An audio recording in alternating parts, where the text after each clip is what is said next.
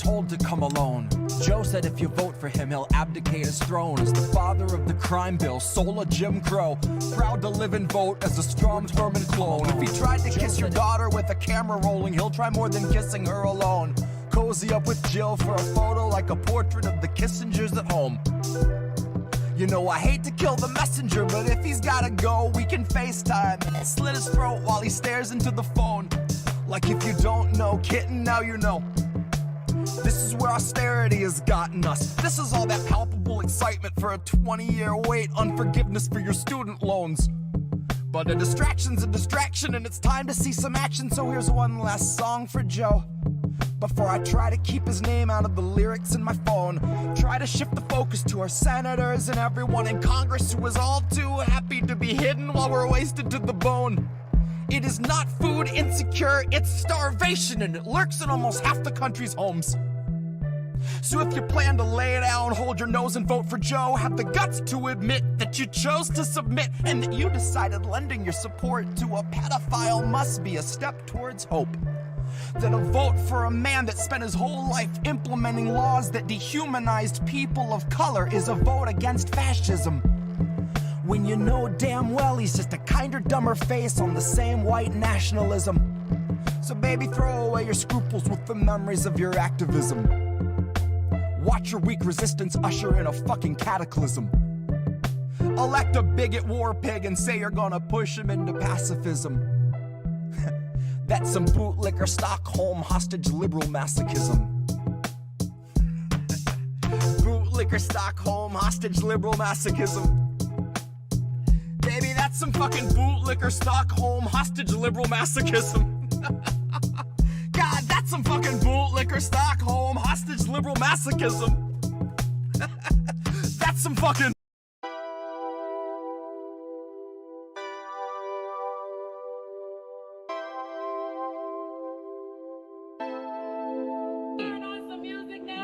People still owe money. People still owe money. No.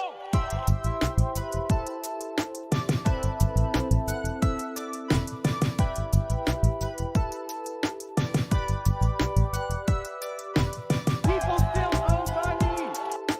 People still owe money. It looks to me as though you learned to love your prison. I guess you'd say you made it your own. Such a difficult decision. I bet you finally feel like you're home. Home. Right in the center where the halves meet. You were proud of incremental half speeds. You were getting down in the AOC dance line, hands tied, nodding to the backbeat. You'll Secret Service dive in front of any representative alive, being asked for the very bare minimum. And you'll turn into that same kind of hard right villain you detested should we mention they could ever muster maximum.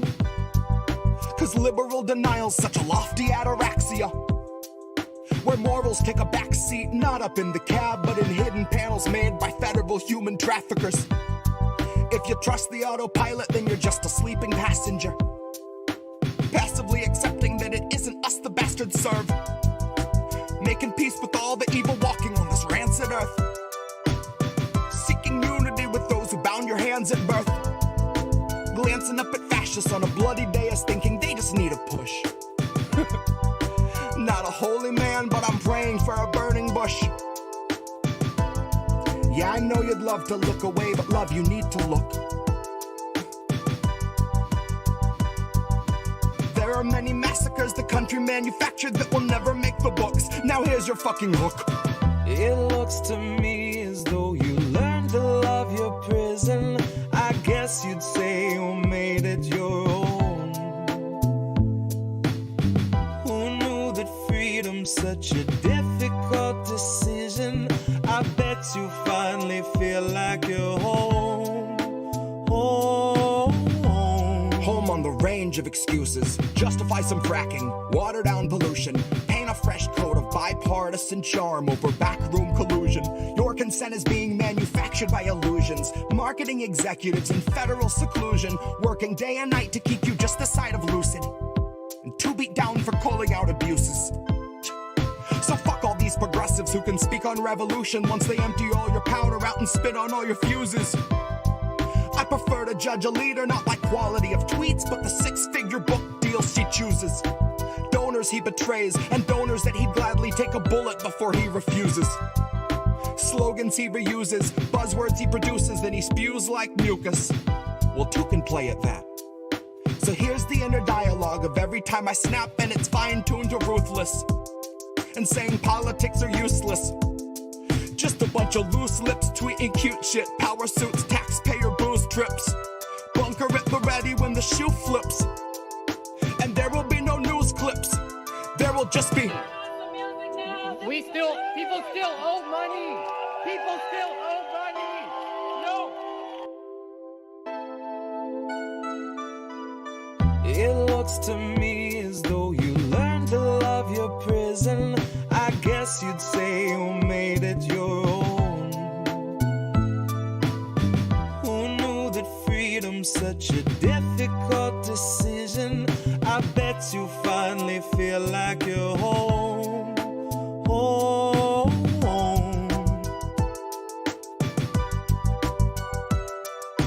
People still owe money.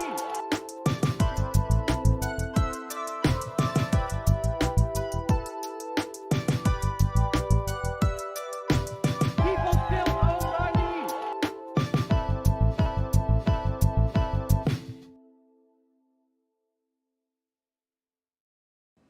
I came to be a prophet, but I'll settle for pariah. We filled the air with DDT and called the wind Mariah. We cheer on every victory in the war against Goliath, and we watched the model Christian Smalls and pose them with Zendaya. They are gonna milk that union drip until the very last simp takes the very last sip, and when it's all wrung dry and it's not worth shit, then they'll leave it laying right where it is. You can watch them let it all drip into the ditch. Here's the sitch.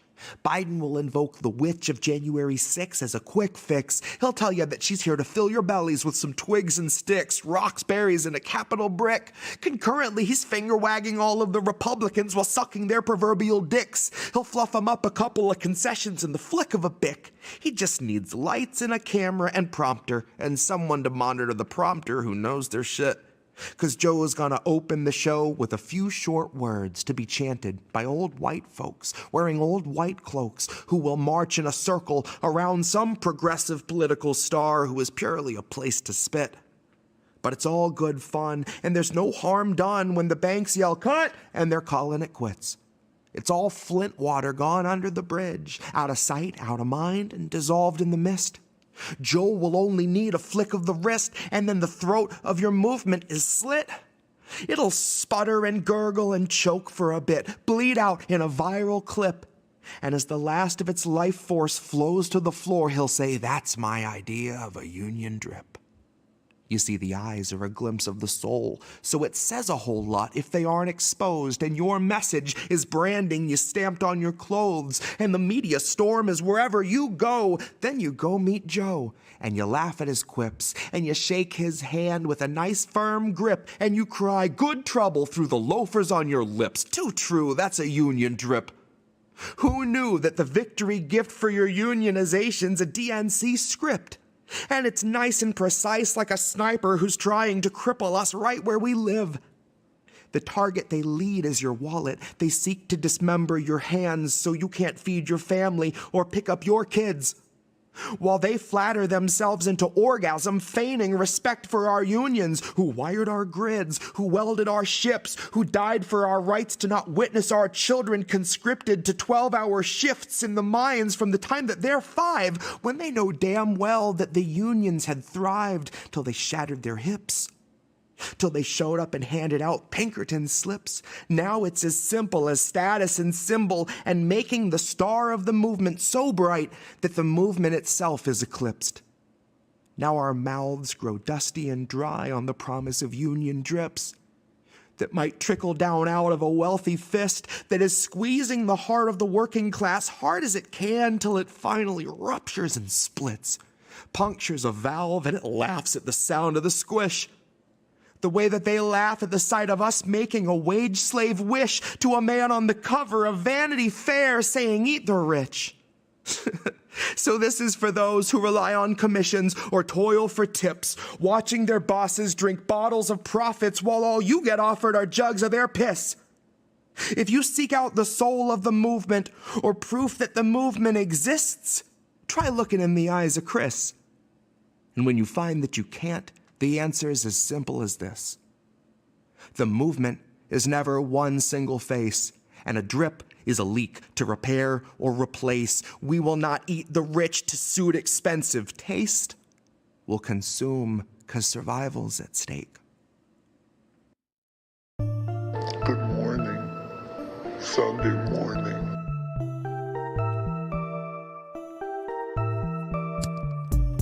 Good morning, Sunday morning.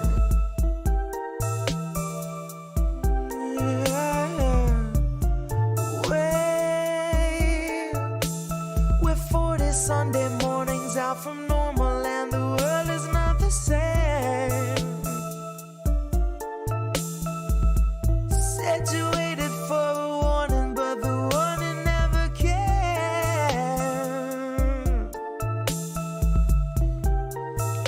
Don't shine a light in my face.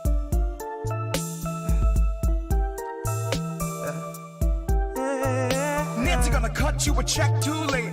2 years after your funeral's paid, 2 years after the grave, she'll be a little stronger for all of the dollars she saved. Watching you wake, watching you cling to your family slipping away. Watch her do nothing but pray. Watch her condemn the Republicans, take them to brunch and then shrug it away. Now watch us be outraged half of a day, then pick a new hero to face our leaders and think they could beat them, playing the game they played since Pelosi had real human blood in her veins.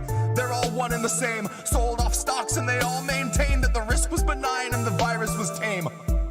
Flash forward and 40 Sunday mornings fade, 250,000 people in its wake and the cruise ship sailed today. So motherfucker, don't shine a light in my face. Wait. Good morning, Sunday morning. Good morning, Wait. Sunday morning. We're 40 Sunday mornings out from normal and the world is not the same. Said you waited for a warning, but the warning never came.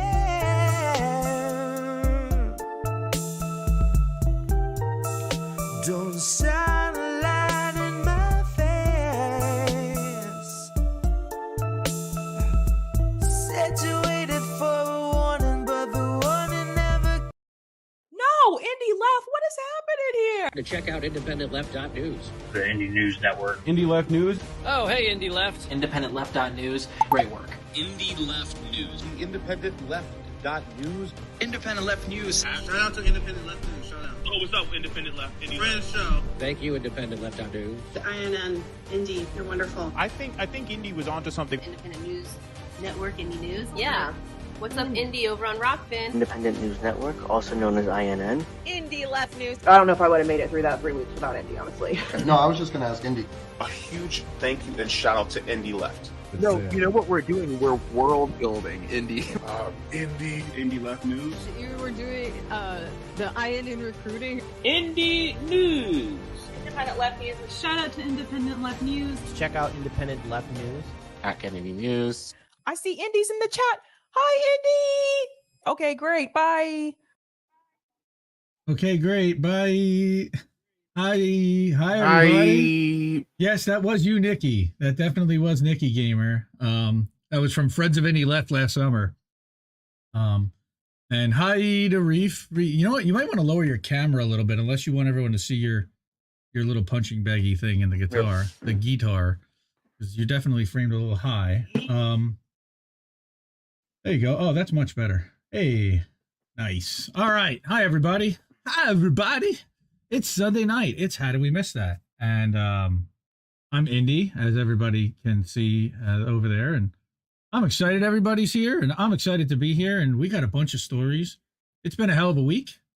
As everybody knows, INN, we've been bad boys. And girls, for that matter. Apparently. YouTube doesn't like us very much over there because we played something that had the the I word, which we're not allowed to say. We're not going to say this evening. And horse-flavored medicine. Yes, so we can't stream over there for 2 weeks, and that's okay because we've got Rockfin, we've got Rumble for Indie Left Media. If you noticed a little bit of a slight name change, the URLs are still at IND Left News, and everything is IND Left News, but we're moving more towards media because we do a lot more than just news. We mostly do video and opinion and everything else. So we're moving that way, and we're still working on getting a new website set up. What? Yeah. Any word from that? No. It's still being tested. I have to load in the RSS feeds and see where we're at and what it looks like when it populates. But I think we're almost ready on a prototype to see what's going on there. So that's very exciting. I see we've got a bunch of people in chat. That's awesome. I see we got Willie's in chat, Willie Bragg, and Desert Mantis, and Gamer. I saw Angel Rivera, and everybody. Look at all these content creators. I love it. This is like the content creators lounge tonight. I love it. And I'm sure Snow Himbo will be around, and Greg, the Big Mad Crab, will be here. Shout out to Greg. Yeah, it's going to be a party. So we're going to talk about all the different ways we're getting censored, we're getting pushed out and marginalized and silenced. Yay! All right. So we're also going to do an update on the University of Michigan grad student strike because there's been an update there, and you can guess what they're doing to the students. It's not great. And then, hey, look at this. We got our fancy, very up close 2 box. Yeah, look, yay. Ooh, okay. So welcome everybody to How Do We Miss That? How Do We Miss That is a show featuring articles written by independent journalists who expose corruption, cover workers' organizing and environmental crises while challenging corporate establishment narratives and talking points. New episodes stream live Sunday nights at 10 p.m. Eastern on our YouTube, Rumble, Twitch, Rockfin, Substack, Facebook, Telegram channels. We're live on Telegram. Podcast is usually uploaded and published within a couple days on Amazon, Apple, Google, Spotify, Overcast. That's where I get mine and more. I'm co-host Indy. Yep. I'm the founder and editor of Indie Left News and Indie Media Today Substack, and Indie's Tech Tips exclusively on Rumble. Also the Indie Media Awards, which you'll hear a lot of tonight. All right. Then I've got my co-host next to me. You got it this time, huh? Yeah, I got it. I got my co-host next to me, Reef Breland. Okay. He's INN's technical director. He is guy I hang out with all day. Creator of INN News, and when it show decides to air again, Reefer After Dark. But we're just going to probably just talk about INN News from now on. Both of us are co-founders of Indie News Network, the too hot for YouTube Indie News Network, indienews.network, collaborative family of independent content creators. You can find all our channels on indienews.network, at least the ones that aren't suspended. And we still have a ton of content that you can watch over at our YouTube channel that you probably haven't seen because we put out a lot. All the stories were in my inbox. I used to say they were included in indieleft.news. Right now, there is none. So I'm trying to figure out how do I cobble all these stories together. But luckily, I'm on a mailing list for just about all the sites that we had put into the website. So I'm just going through my inbox and I'm saying, okay, each day, show me what came in, and article by article, we'll, look at the headlines and try to cobble something together. So hopefully we did a pretty good job. Please make sure, like this, share the link, like the stream, subscribe to our channels everywhere you see us out there. We are just about everywhere you watch and listen. If there's anywhere we should be that we shouldn't, that we're not right now, tell us, because I'm the platform king, as everybody knows. So we've got some stories tonight, and here is our kick-ass thumbnail. But this doesn't cover all the stories that we're going to talk about. This talks about the censorship-industrial complex. And that's the Matt Taibbi article that we're gonna go through. It covers Joe Lauria's speech earlier this month, since we are the last day of April. Earlier this month, as you well know, there was a rally and a set of speeches in front of the Justice Department on April 11th to mark the 4th anniversary of Julian Assange being taken from the Ecuadorian embassy, and put into Belmarsh. And this was Joe Lauria's speech. So we're going to read that out tonight. We're also, like I said, we're going to talk about the Michigan grad student strike and what's going on there. A crazy story from the Electronic Frontier Foundation. I don't usually cover articles from them, but that's an interesting one.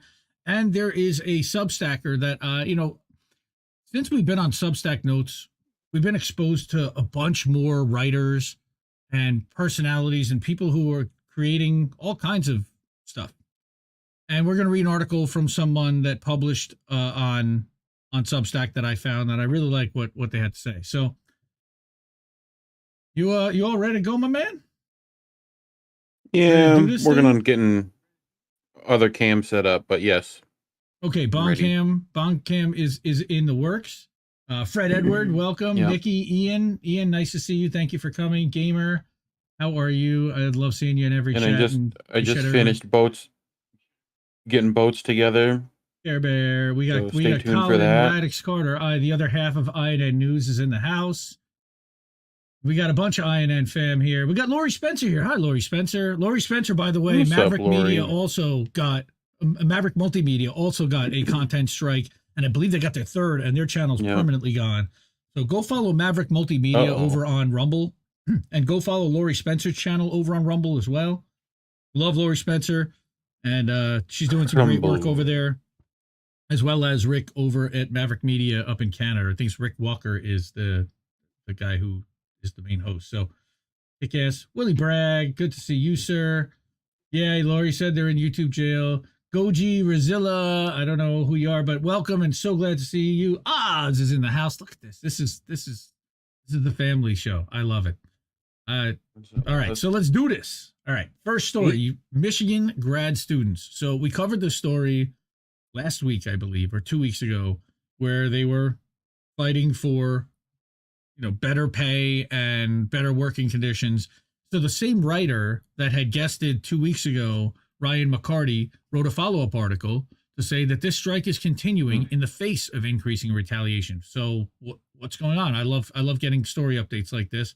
And of course, this was published in Left Voice, which is an Indie Media Award honoree. You can go find all the links to all the channels for the honorees at indiemediaawards.com. All right. Well, I didn't hear Reef sound, so why is my sound? That's because my soundboard isn't on. What? I had to reset right before the showtime. My browser crashed. So now when I do it, nice. There we go. Thank you. Okay. And why does it say speakers the first time? Like, programs are weird. Hello, speakers. They just are. So let's switch over to this view. Grad student workers at University of Michigan have been winning a series of small skirmishes in their strike against a huge billionaire institution. But University administration has shown the darker side of their corporate-style approach to negotiating with their own students, turning increasingly to violence in the face of community support for strikers. Well, we know about the strike, which began on March 29th, came after several months of negotiations, were often stalled by administration in moves to limit the format of bargaining meetings. When the roughly 2,400 grad student workers overwhelmingly voted in favor of strike, the admin immediately filed for an injunction against the grad employee organization. We talked about the GO chapter representing grad workers, right? But at the evidentiary hearing on April 10th, and we were following up from this before, Judge Carol Kunke denied the request, noting that any harm caused by the strike was not significant enough for court intervention. And the hearing was particularly embarrassing one for the university because at one point its representation grossly suggested that they were only able to find one undergrad student to testify against grad workers because, like in a domestic violence case, witnesses might not show up because they fear retaliation. They literally went to domestic violence as the equivalent for why nobody would testify against their union. The judge ordered the comments stricken from the record. The judge also heard testimony from one department chair who admitted locking out graduate workers as punishment prior to confirming whether they were on strike or not. With the threat of an injunction aside, GO hoped to move forward with negotiations, but the university administration continued to refuse to discuss the cost of living raises and the union's broader social justice demands, which again, they're pushing off to say that that's not a union negotiable item, that is a policy item for the administration to deal with, which they announced on April 20th that any grad students who had not already completed a work attestation stating that they had not been striking would have their April pay cut to $100. Well, because they were on strike. So in a mark of especially dark irony, when grad students picketed the pricey downtown restaurant where University President Santa Ono was having dinner that evening, U of M police came from campus and detained several strikers who were only later released when bystanders protested that the picketers had broken no laws. So these guys went and protested the university president at a restaurant downtown, and they got university cops to leave campus, go off campus where they had no jurisdiction, and haul these kids back to campus and put them in jail. Wow. Right. In a press release distributed on April 24th, the admin further threatened to deploy police violence, noting that in the case of any activity that interferes with the rights of others of the lawful operations and functions of a building or other unlawful behavior, DPSS officers will intervene. Wow. I mean, this is Pinkertoning without Pinkertoning. Yes, Martin, this is live over on the Rockfin and over on the Rumble. Everybody, rockfin.com/IND left news, rumble.com/C/independent left news, all one word. At the same time, 330. Yes. You can also go to indieleft.media, and that'll have all the links to all the channels. So at the same time, the administration increased the pressure on faculty to scab their own students. We know this, to scab out, calling on departments to alter instruction and, as the end of the semester nears, modify course materials and assessments to make sure that students are assigned grades by the end of the semester. I think that's reasonable, and I can understand why the admin would want that. But because grad student workers are often the instructors of record, this means that final grades would be assigned by someone who is not present in the course all semester and may even have met the students, never have even met the students in question. The point for the administration is not about education, but avoiding disruption, so grades are rendered more or less arbitrary. Oh, that's nice. How much how much for an A? How much for a B in sociology? Because my professor, my grad student's on strike. That's effectively what they're doing. I mean, a trip to Russia for Russian studies for Tallahassee kids, you know? Right. So the point for the administration is not about, like I said, on April 21st, the typically cautious faculty senate fiercely rebuked the administration's call to outsource grading demands, calling it a violation of professional ethics. That's the minimum. Who are they? Yeah. Look, so their ethics board is terrible too. Got it. They're at least saying that it's a violation of it, but the university was unabashed and tried to further leverage institutional power by claiming that if final grades were not entered by someone, university offices would be forced to cancel student financial aid for the coming school year, because part of that financial aid is dependent on grades, and if you don't have grades, how do you give the aid? Right. In a letter to a faculty, I thought grades were arbitrary. Right. Well, that's the thing, is that yes, they'd rather have an arbitrary nothing in the face of zero, but. In a letter to faculty, the dean, Ann Curzan, stoked fears that withholding grades would negatively affect students, claiming that, quote, delayed grades and or no and R's or I's as a final grade. Like no result, I guess. No shows or whatever. Right. Could result in students having their federal loans recalled, their financial aid stopped, their eligibility for sports and attendant financial packages stopped. However, this warning misrepresents how aid is distributed. Right, a consultant from the Federal Student Aid and Information Center indicated that these decisions are based on individual institutions' policies. What a surprise! So the University of Michigan does not have its hands tied, and in fact has authority to determine whether a student continues to be eligible for aid.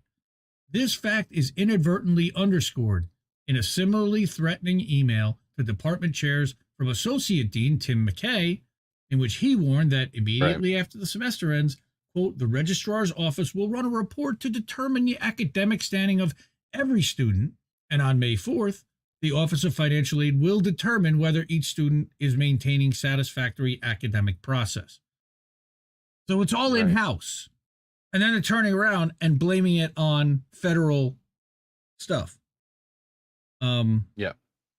However, that rapid grade audit is a choice that the university is making, fully aware of why student transcripts might be missing grades. This move is designed to explicitly pit GO members against their students. Yep. They're good at doing that. They know how to break strikes.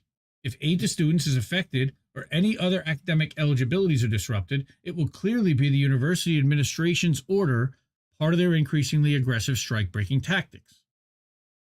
Yep.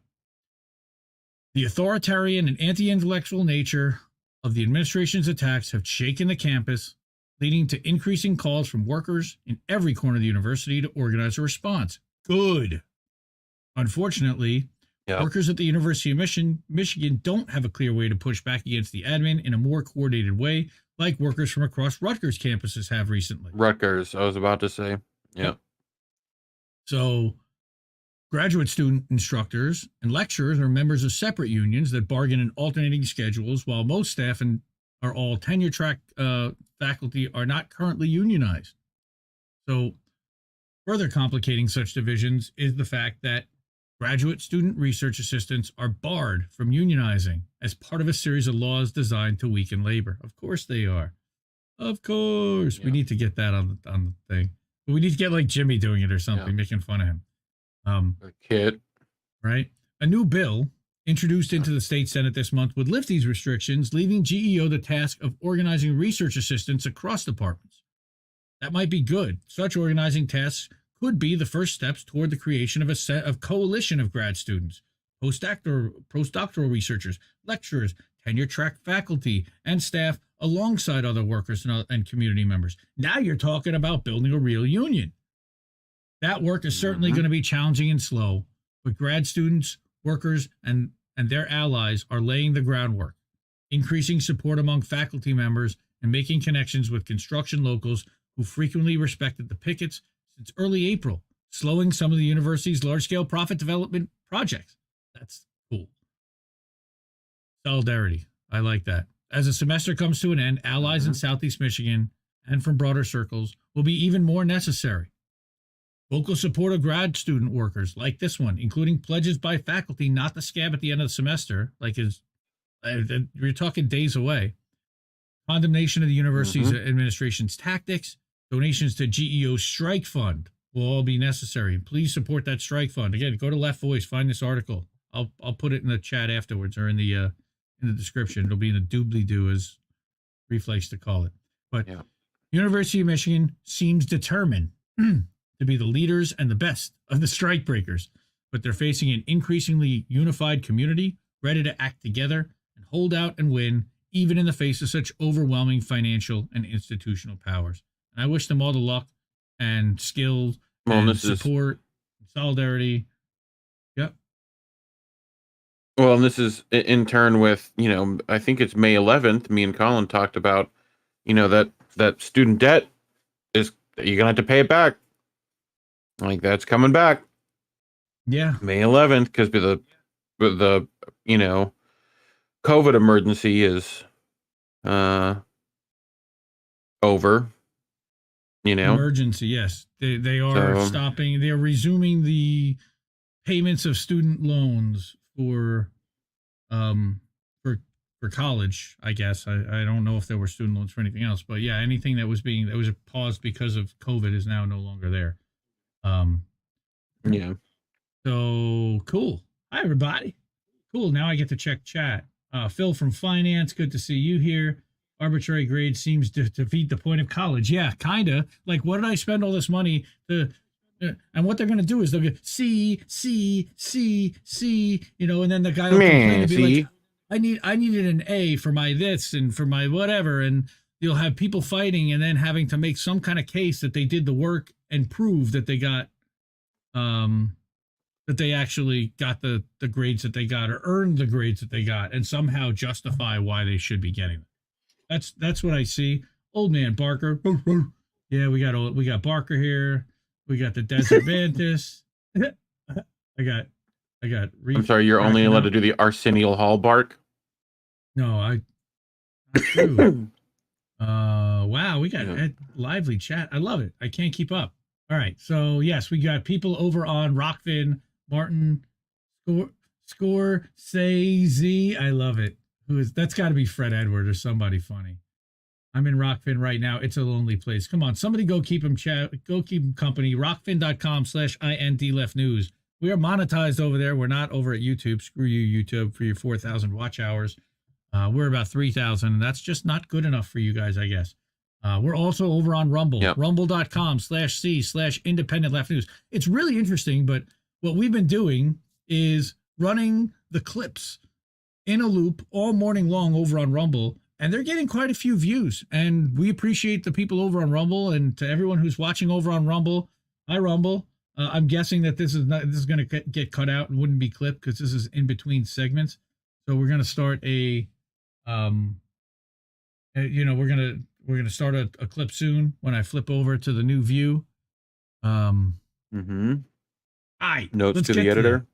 Let's get to that. Yeah, to the show clipper. Oh yeah, that's me too. Right. Okay.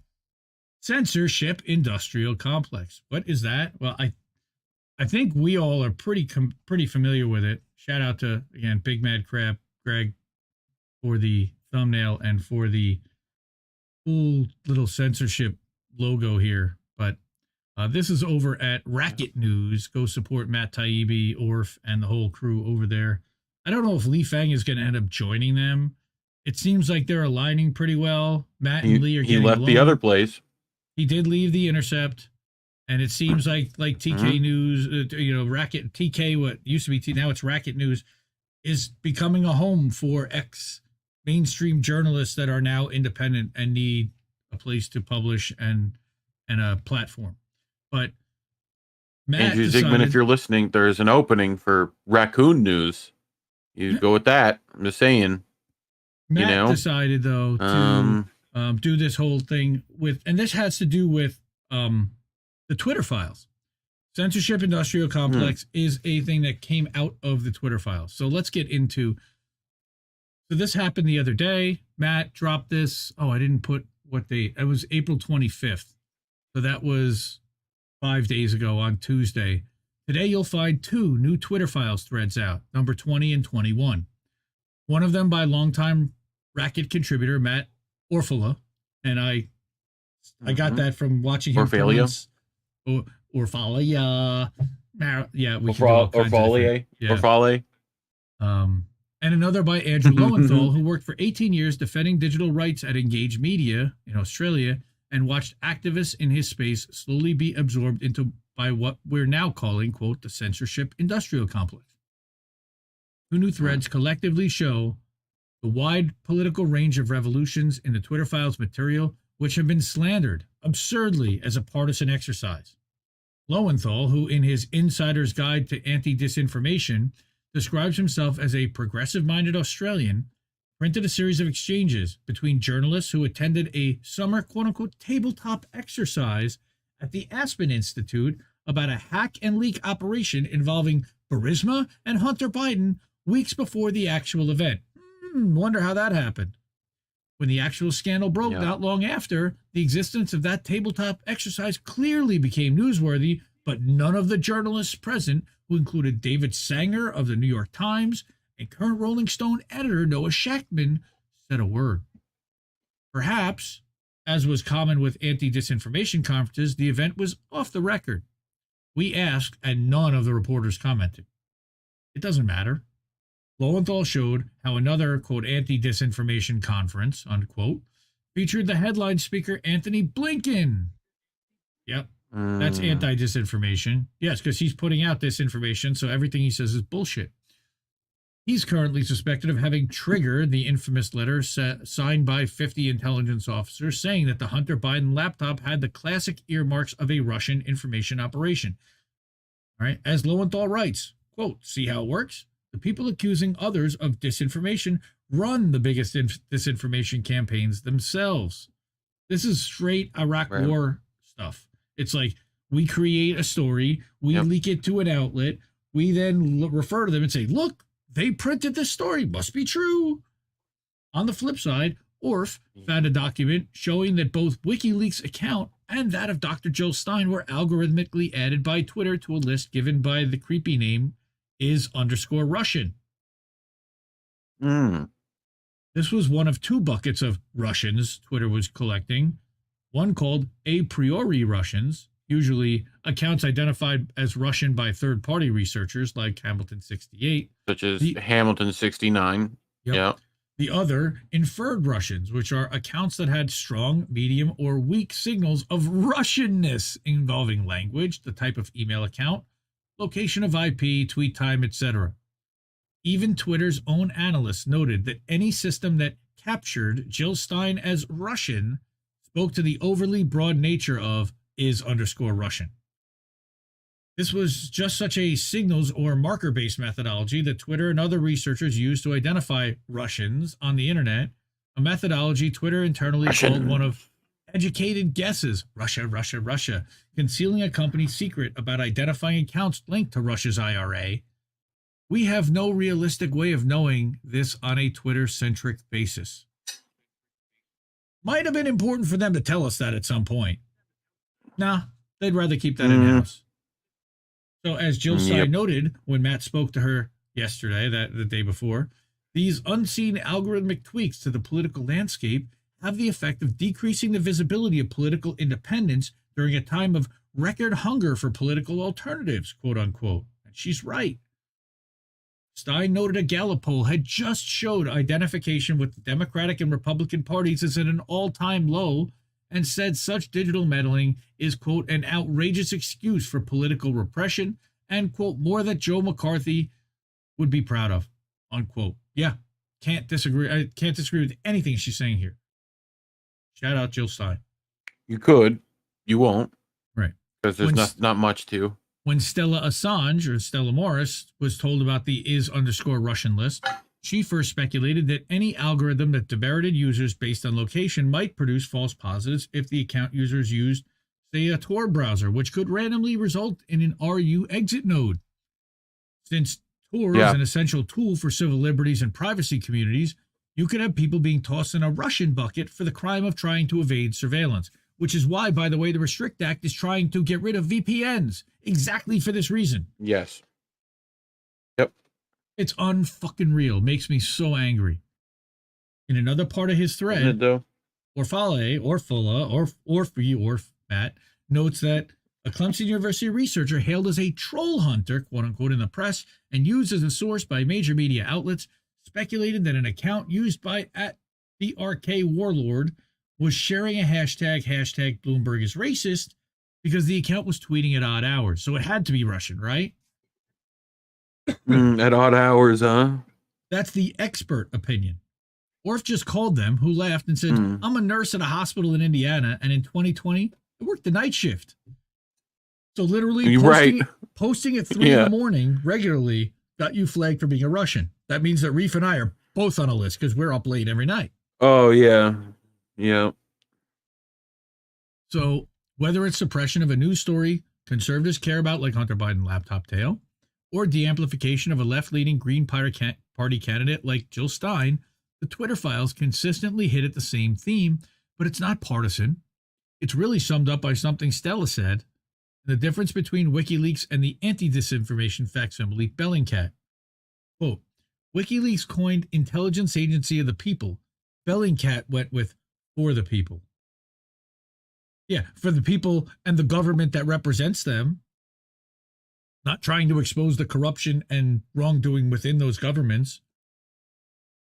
Civil society institutions, the media, politicians, and the government are supposed to maintain distance from one another in democracy. The censorship-industrial complex shows an opposite instinct for all these groups to act in concert, essentially as one giant incestuous intelligence operation. Not of the people, but paternalistically for the people, or so they believe. Let's call it what it really is. And I'm editorializing here. This is fascism. This is straight up fascism. Coordinated fascism. Oh my. Narrative fascism coordinated across multiple media.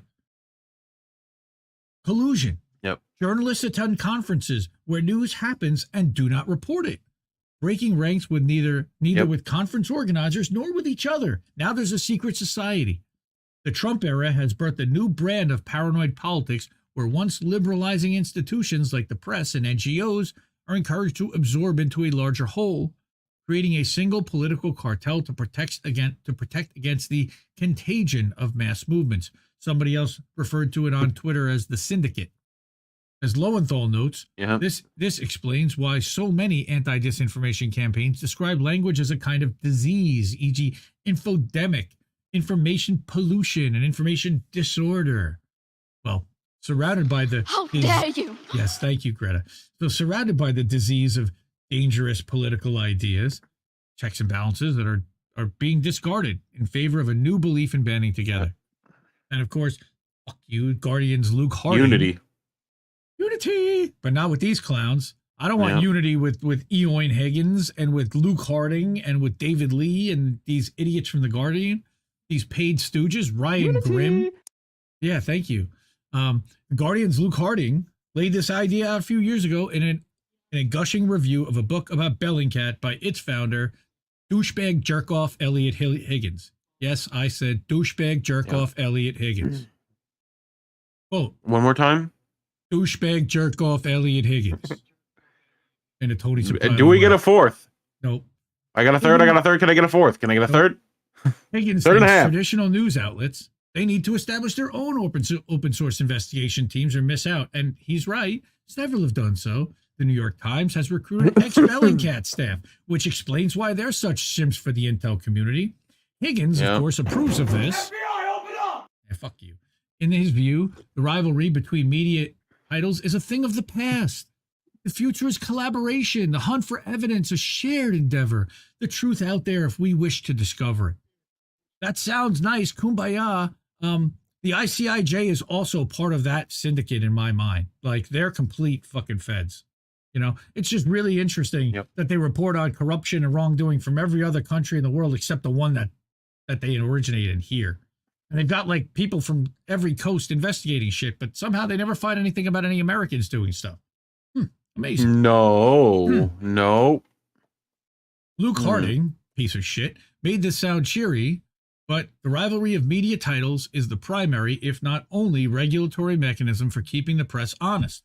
If the Times, WAPO, CNN, and MSNBC no longer go after each other for uncorrected errors, like the Hamilton 68 fiasco exposed in the Twitter files, or Harding's own infamous report that former Trump campaign manager Paul Manafort managed to have a secret meeting in the Ecuadorian embassy with the world's most watched human, Julian Assange, they can and will indulge in collective delusions, Russiagate being one of them. Delusions. A shared endeavor, vision of politics, is just a synonym for belief in elite concentration of power. Fascism. As noted in Lowenthal's thread, the story of the Twitter files and the censorship-industrial complex is really the story of the collapse of public trust in experts and institutions, because they're all bought, how those experts struck back by trying to pool their remaining influence into a political monopoly.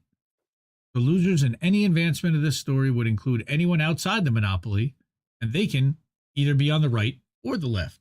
Yeah, anyone not in the middle reporting on the narrative of the day is going to be thrown out. The intense negative reaction by traditional press to the Twitter file stories published to date is rooted in a feeling of betrayal. The new media leaders see themselves as doing the same service police officers in the stop and frisk era called order maintenance, pouncing on visible signs of discord or disruption. They don't want to sow discord. Well, they do, but their own way. They're gatekeepers. And the Twitter files, classic old-timey journalism that assumes the public has a right to know things, represents an unacceptable breach of the perimeter. Orff also today is releasing a video he compiled for the report on the censorship-industrial complex titled 11 Minutes of Media Falsehoods just on one subject, just on one channel. And it's what's left of a more ambitious plan the Racket team had tried to put together as part of this wider series, whose first pieces are coming out today. And of course, we know why he's not able to put out a wider version of the series, and that's because Elon Musk is a pussy-ass douchebag who doesn't like Substack and thought that Matt Taibbi was going to be an employee of theirs, even though he's not.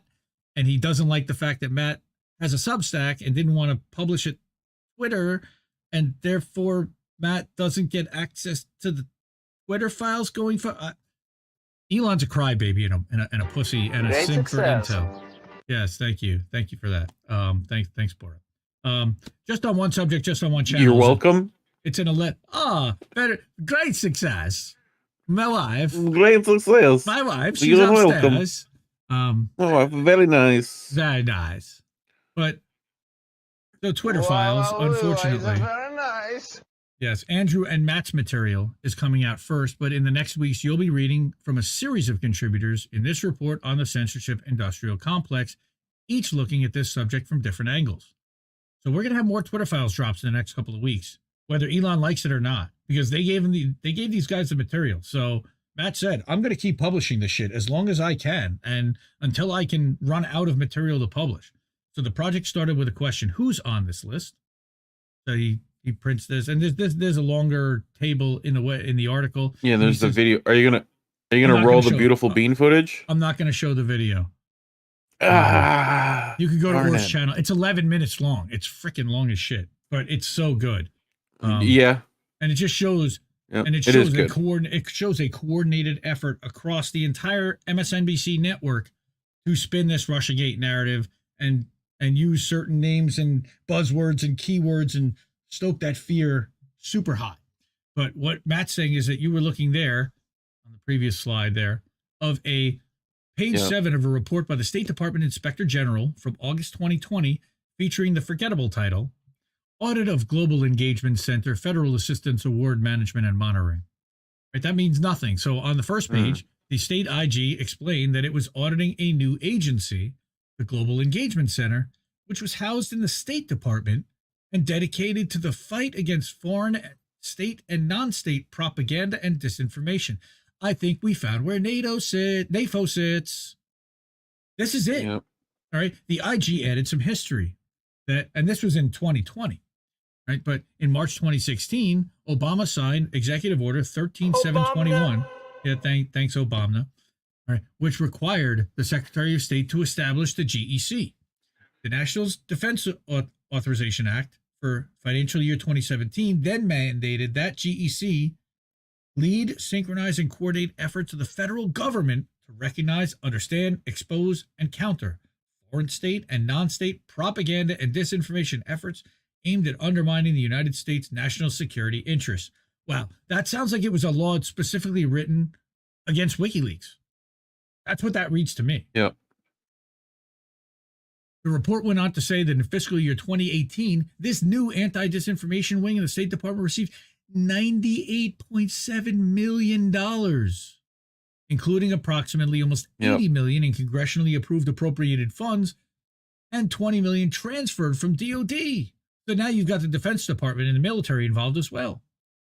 That was distributed among 39 different award recipients whom the Inspector General was kind enough to list. Thank you very much.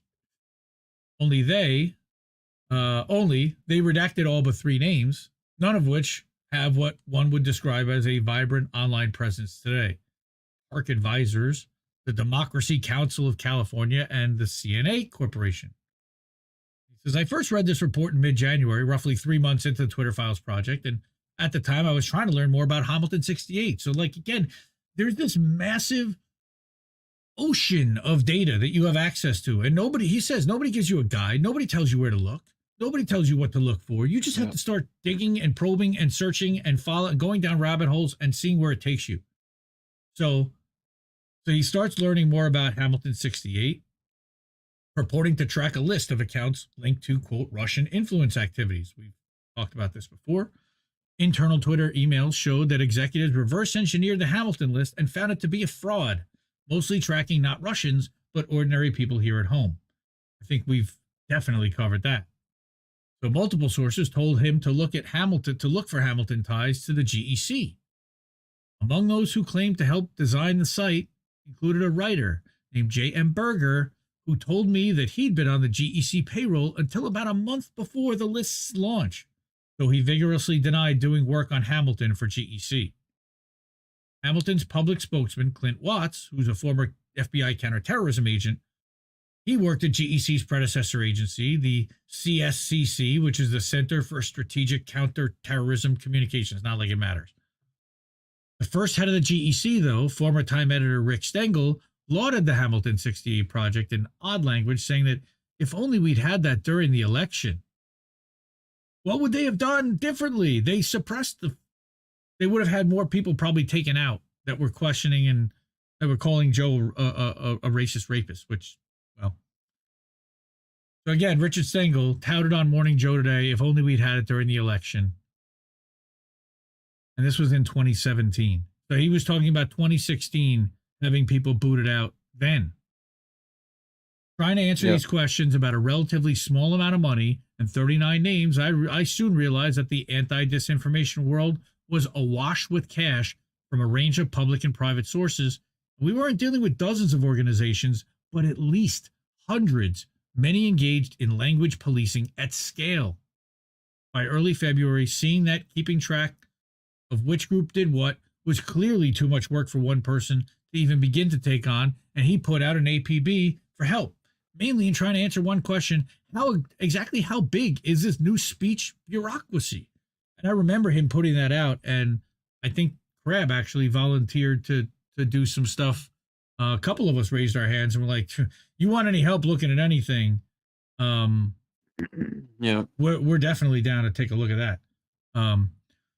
Twitter Files reporters like Michael Schellenberger and Matt, of course, didn't have much of a hint of what they were looking at until later in the project, but that larger story was about a new type of political control mechanism that didn't really exist 10 years ago. So in preparation for testimony before the House in March, Schellenberger gave it a name, the Censorship-Industrial Complex, which we've been referring to it as, right?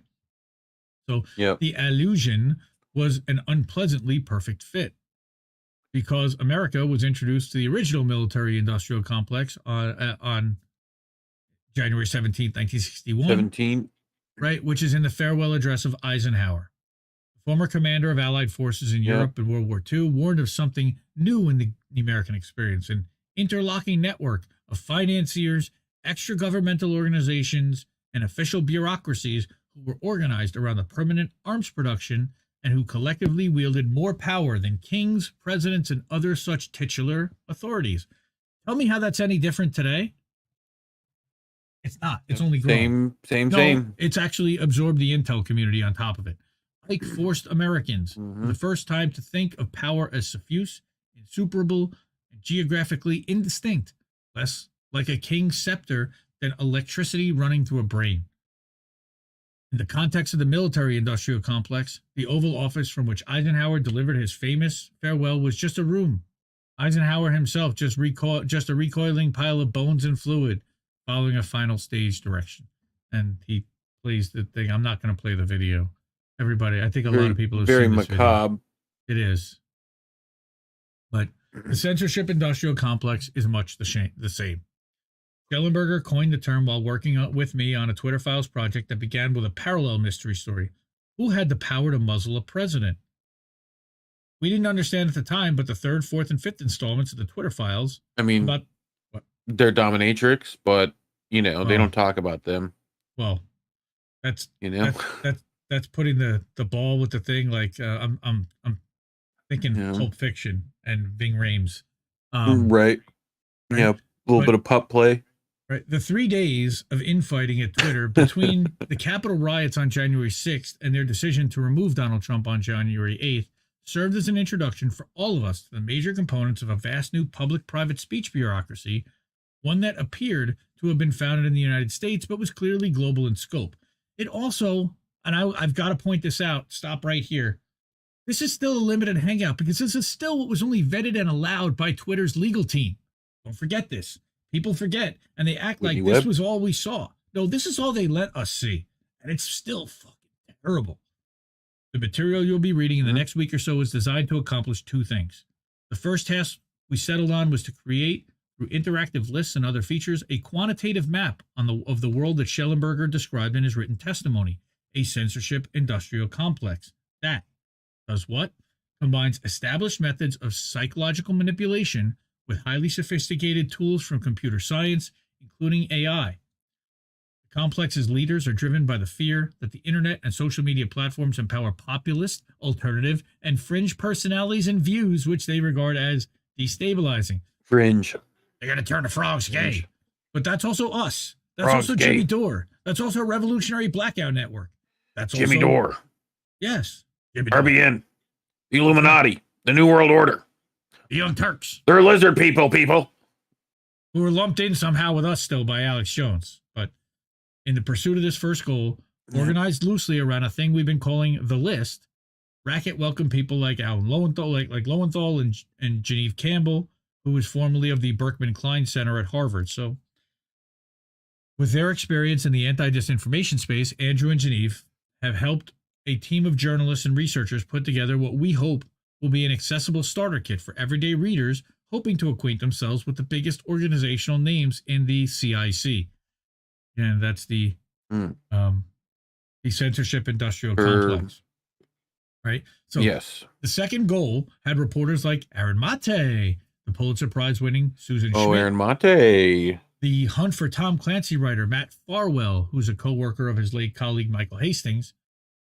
Military veteran turned reporter Tom Wyatt. The wonderfully obsessive Racket contributor Orf, I know that guy, and others attempt to tell the broader history of the new internal censorship phenomenon. Each took on different stories under the theme of the CIC, aided by leads from the Twitter files, like what was the genesis of the Senate Intelligence Committee's Trump-Russia investigation? How did the post 9/11 counterterrorism project morph into a post-Trump counter-populism project? That's what Taibbi said he was working through too, right? Where it's like we go from the government down, right? Like how does it connect to Twitter? Right. Yeah, how does the development of the CIC fit with the broader history of American information operations? Is this part of an ongoing CIA type of thing? InQtel, for example. Absolutely. I'd love to have Max Blumenthal report on some of this stuff, to be honest. I'm sure he's helping Aaron. Yes, sir. Does a CIC that claims to stop fake news actually create it? Spoiler, it does.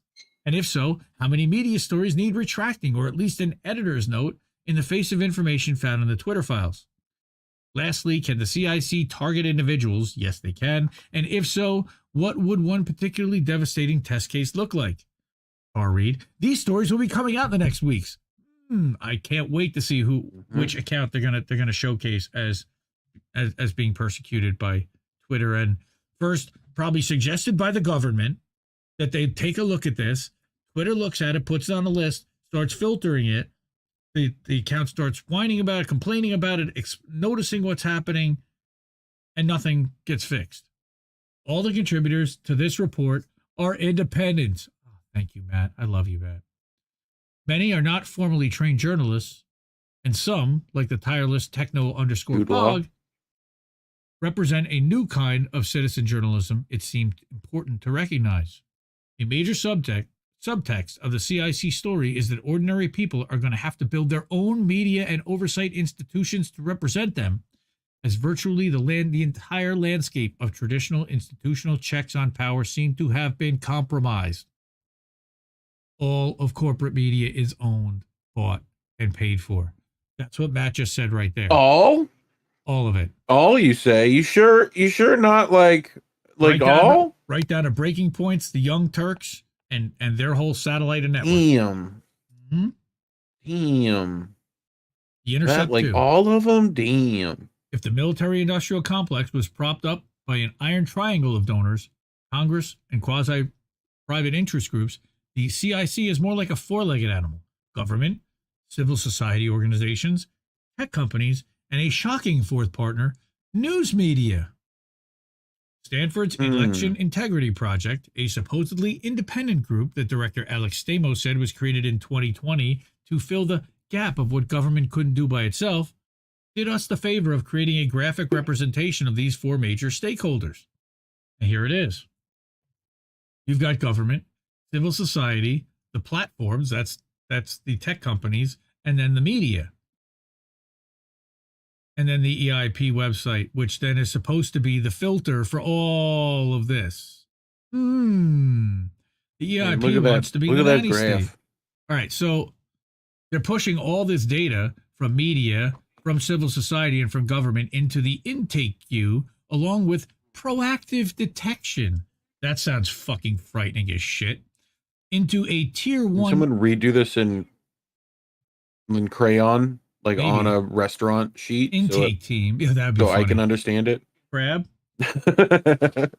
So this goes to a tier 1 intake team, which has on-call data gathering, triage, and response, then pushes stuff that they process into an analyst queue, which does more investigation and analysis, and a skilled analyst team maps the network and provides attribution. They then push that through an outcomes queue, which then goes back out, which then goes to all the other ones, website, right? and everybody else. Correct. I mean, this is like what's his name talked about in the 60s. What's that video that Jimmy shows where he's talking about like, hey, we just talk to journalists. We give them some stories. Stockwell. Some are good, some are bad. John Stockwell? Yep. Yep. I believe so, yeah. So that's this. Looking like a hippie, straight up. Yep. Note the way the reports flow both to and from the media, which has completely rethought its role vis-a-vis the public. Over and over in the Twitter files, we saw newspapers thinking on their own readers instead of advocating for them. The typical progression involved a civil society organization like the Britain-based Center for Countering Digital Hate, reaching out to reporters with lists of people or accounts deemed to be bad actors, followed by queries from those reporters to Twitter, demanding to know, why hasn't this group been deleted? These voices? This idea? One of the first observations that Andrew made when he first started looking through the files was how bizarre it was to see civil society organizations holding tabletop exercises about election security with representatives of the military. Not the military is what civil society is supposed to mean. They're not supposed to be partners. Partners.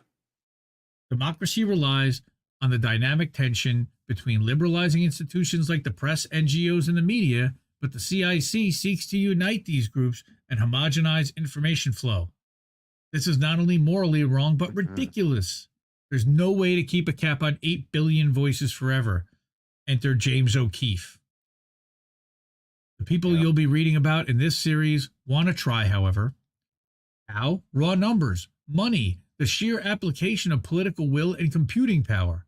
And as you'll read and see, if they have to build one NGO for every human on Earth, they'll do it. Kafka dreamed up the one gatekeeper per person idea over a century ago as an ironic metaphor in Before the Law.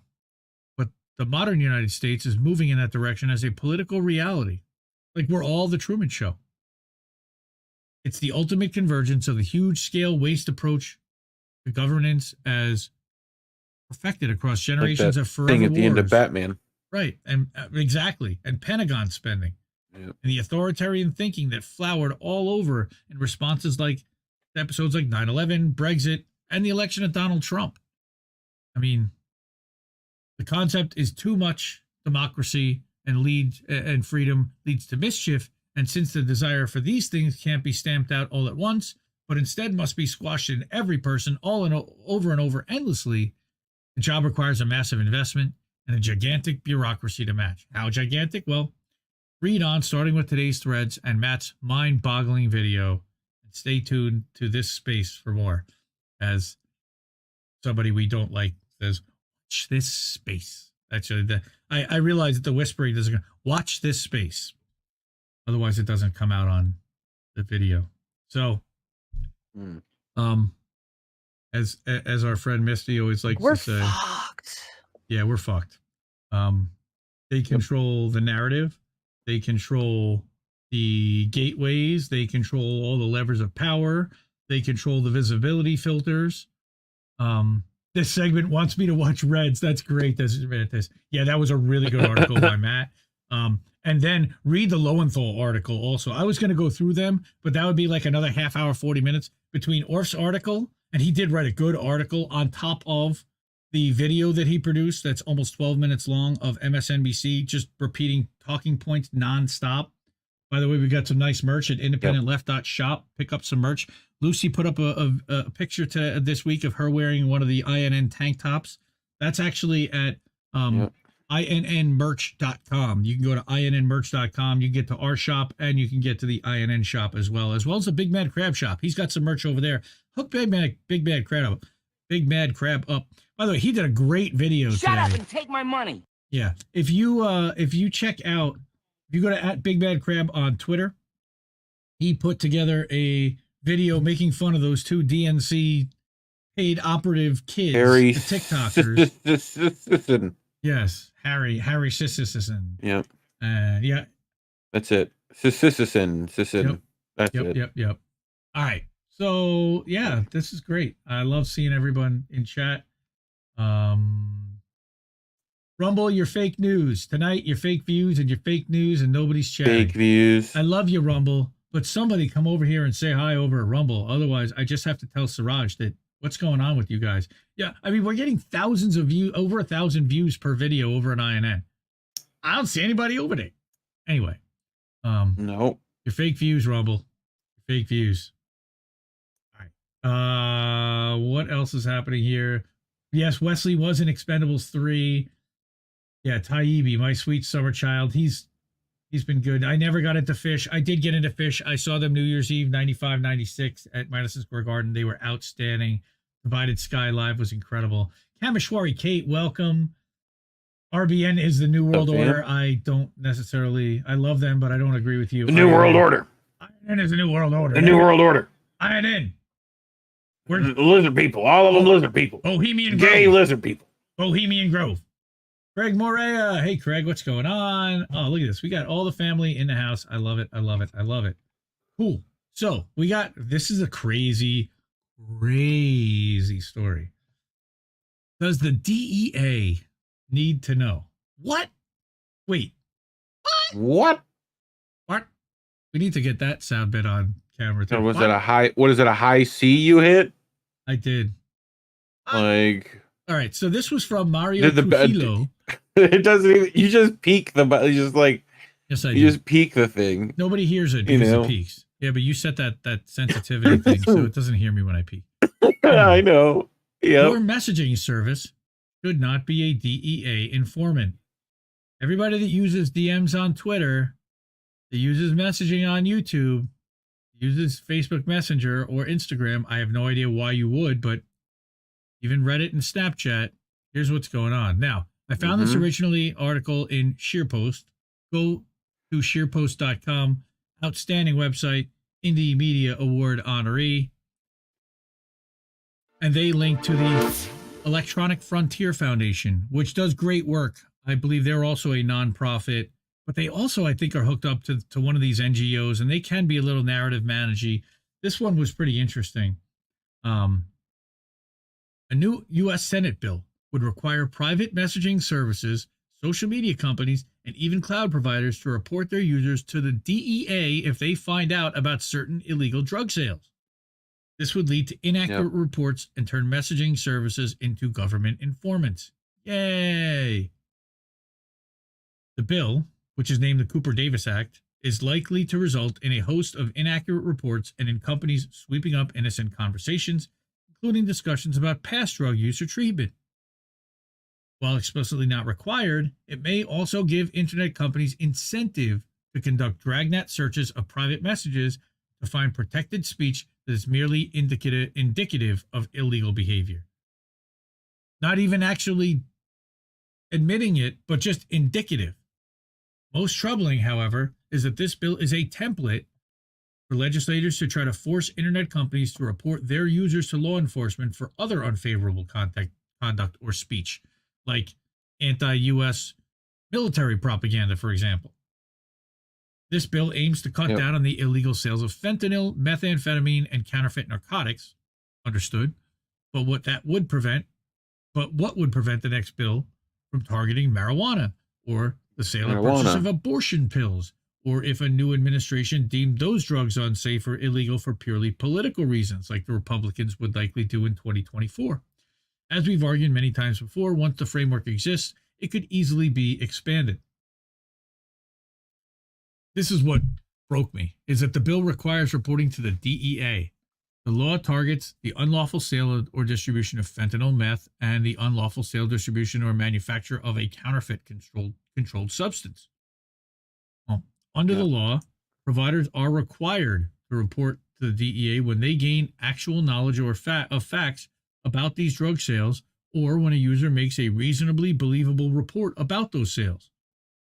Providers are also allowed to make reports when they have a reasonable belief about those facts or have actual knowledge that a sale is planned or imminent. Okay? The last one I can understand. Because I was tired of paying for weed. Well, sure. Importantly, providers can be fined hundreds of thousands of dollars for a failure to report. They have discretion on what to include in a report, but they're encouraged to turn over personal information about the users involved, location information, and complete communications. The DEA can then share the reports with other law enforcement. That doesn't like set up for a Gestapo or anything. The law also. I mean, it's it's a 1984. I mean, it's straight up. Like you couldn't. It's Big Brother. The law also makes Like, a request. Yeah, it's amazing that providers preserve the report and other relevant information so law enforcement can potentially obtain it later. For how long? And it prevents providers from telling their users about the preservation unless they first notify the DEA. So wait a minute. They have to store this stuff, and then they can't tell the person they're storing it about unless they first tell the DEA we're doing that. You think DEA is going to like that? I doubt it. We've seen this reporting scheme before. It's modeled off of existing law that requires similar reporting about child sexual abuse material. Lawmakers also previously tried and failed to use this reporting scheme to target vaguely defined terror content. This bill would port over some of those same flaws. So under the existing law, providers are required to report actual knowledge of CSAM to a group called the National Center for Missing and Exploited Children. I know we covered this last year, which is a quasi-governmental entity that later forwards on some reports to law enforcement. Companies based... And for those at home just joining us, what's this bill? This Which is bill? the... Cooper, what's the name? Cooper Davis we got to go Act. back. Cooper Davis Act. Okay. Under existing law, like I said, they're required to report to this quasi-governmental agency that later forwards on some reports to law enforcement, but not all of them. Companies base... It's the Diet Coke of government. It is. It's the margarine of... It's the light beer of government. Companies base some of their reporting on matches found by comparing digital signatures of images to an existing database of previously removed CSAM. So if it shows back up and it matches the signature, well, they think they know where it came from. Notably, this bill requires reporting directly to the DEA, and the content at issues, drug sales, is markedly harder and more subjective to identify. While actual CSAM is unprotected by the First Amendment, mere discussion of drug use is protected speech. Due to the liability that they would face for failing to report, some companies may over-report using content scanning tools that we know may have larger error rates in other contexts. Like literally, Reef saying, I was tired of paying for weed, they could then hit us for stealing marijuana somewhere. Theoretically. Right. Or at least get us investigated. Despite strong challenges, the existing CSAM reporting law has so far survived Fourth Amendment scrutiny because the government does not explicitly compel providers to search through their users' communications. It only requires reporting if providers decide to search on their own. However, some applications of existing law have violated the Constitution, specifically when providers make a report without fully examining the material they're reporting. In those cases, law enforcement has been deemed to have exceeded the scope of the private search by providers, which should require a warrant. Of course, they don't get one. Like with this bill, a separate piece of the existing CSAM law requires providers to preserve user content after making a report, but there's an increasing recognition that this compelled preservation constitutes a Fourth Amendment seizure that removes a user's rights to delete their own content. The Fourth Amendment, not even the First, which it is, but the Fourth. We're going down to illegal search and seizure. Hey, we got a person over on Rumble. Yay, Amos. With the amount of people that would have to actively look at all your messages to do this, you might as well have it illegal room and board too, right? Which amendment's that? No, they're just going to feed it into ChatGPT. They're literally going to feed your transcripts into ChatGPT and say, look for these words, and they'll find it in 3 seconds, and you'll be done. Toast. That's fucked. Yep. We should strengthen the privacy of user communications, not weaken them. Totally agree. After years of attempts to weaken privacy, lawmakers should focus their interest on strengthening protections for user content. But we know that they're not. They have no interest in doing this. They want to further monitor and nanny state everybody. And that's what I was going to say. This is the nanny state in overdrive right here. Under the 1986 Electronic Communications Privacy Act, providers are generally restricted from handing over user information to law enforcement without some kind of legal process, whether it be a warrant, a court order, or a subpoena. However, this bill creates another carve-out. Now, we know that that's already been happening anyway because of NGOs like Hamilton 68 working with Twitter and the FBI and the CIA, other government agencies, quote, OGA. Rather than carving up ECPA, we need to update and strengthen the decades-old protections. EFF has been making an argument for more than a decade. Right. And states like California have charted a path forward and will hopefully continue. But of course, we know they're going to be bought off and water it down and weaken it to the point where it has no teeth and it doesn't matter anyway, and they'll be able to do whatever the hell they want. More immediately, if lawmakers do not abandon the Cooper-Davis Act, the worst aspects must be avoided. So, when considering amendments, lawmakers should make the reporting scheme entirely voluntary, which they won't. Require the DEA to delete reports that contain innocent content and prevent the DEA from targeting individual purchasers based on a report, which they won't. Commission a study, to create a sunset date to see if this reporting scheme even serves its stated purpose. They might do that, but they don't want to do that. At minimum, require the government to get a warrant for the lengthy preservation of content associated with a report. I think that's fair. I don't think that they're going to do that either. And they also think that it should be made easier for companies to notify their users about preservation requests similar to the NDO Fairness Act, which they absolutely should. I mean, that's basic stuff to me. And we've reached the end of our article here. So thank you to the Electronic Frontier Foundation for going through this law, or for this proposed bill, for telling us what the hell this is about and why they're doing it and why it's wrong and that it's a complete invasion of privacy, and yet another way that they're trying to chop at any thought. I mean, this is thought police. Literally, they're now getting into your DMs. So, yay, more censorship, folks. Jerry was definitely a better mayor than Mayo Pete.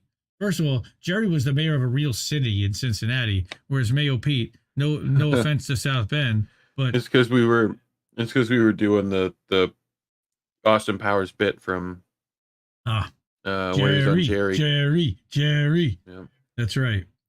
R.I.P. Jerry Springer. Rest in peace. So, yeah. How's everybody doing? How you doing, everybody? 14. What happened? How are we losing everybody? They don't like talking about censorship, or are we getting censored even more? But I see there's got to be at least more than 14 people here. I see 14 people right there in my chat. I'm betting it's just come on, everybody. Not updated. YouTube is playing games. I know it. Come on, YouTube. Get with it. Get with the program, YouTube. No. Okay, it's saying 12 concurrent. So I don't know where everybody went. Anybody else live? I don't know what's going on. But anyway, got a couple more stories here. And the next one, like I said, Joe LAURIA, with Consortium News, also Indie Media Award honoree, who will actually be live on Wednesday night with Misty Winston on her TNT radio show with Kathy Vogan. They will be there for World Press Freedom Day. And Consortium News was actually targeted by Hamilton 68 as being Russian, quote unquote, disinformation, as was Joe specifically. Joe's great. Joe used to work for the Boston Globe. He reported from Iraq. Joe's outstanding. So here's what Joe wrote. The State Department and Senate leaders are trolling Julian Assange. So this was actually posted in ScheerPost, picked up in ScheerPost, posted by Consortium News. So we've got a double. Yeah. The following is an address delivered by Consortium News editor-in-chief Joe LAURIA at a rally for Julian Assange in front of the U.S. Department of Justice building in Washington on April 11th, the 4th anniversary of Assange's arrest. organized by the one and only Sarcasm Stardust Misty Winston. Quote, here we go. At our last rally in front of this Justice Department building last October, which actually coincided with the release and launch of the Indie Media Awards, Joe read a letter that he had written to Attorney General Merrick Garland. Now, there's a more important letter delivered to Garland, drafted by Congresswoman Rashida Tlaib and signed by 6 other House members. This letter is part of the increasing pressure being brought by politicians and the public on the DOJ to drop the charges against Julian Assange. And it is slowly showing progress, thankfully. In Australia, Foreign Minister Penny Wong was directly asked in Parliament by Senator David Shoebridge whether Prime Minister Anthony Albanese, Albo, asked President Biden directly about Assange when they met in San Diego in March. Wong waffled. She said, Australia follows the rule of law. She said that Australia can't interfere in an ongoing legal process in another country. But Wong is full of crap. The Australian government has... Waffle stomped. Oh, God, no. Now I'm going to have that image in my head. But Wong is full of crap. The Australian government has, through diplomatic intervention, won the release of 6 Australian citizens from foreign jails since 2007.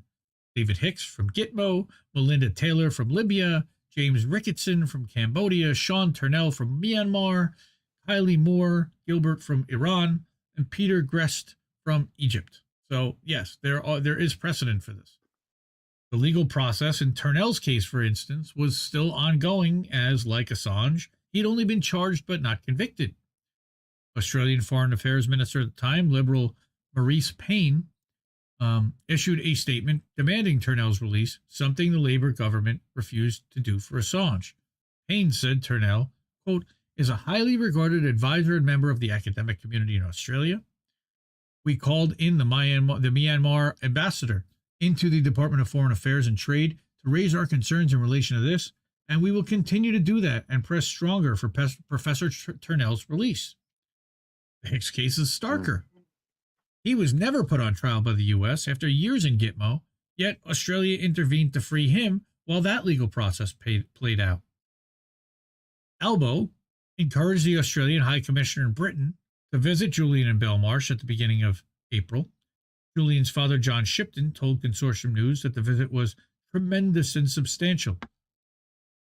He said it was the beginning of the end for his son's ordeal, or at least he thought so.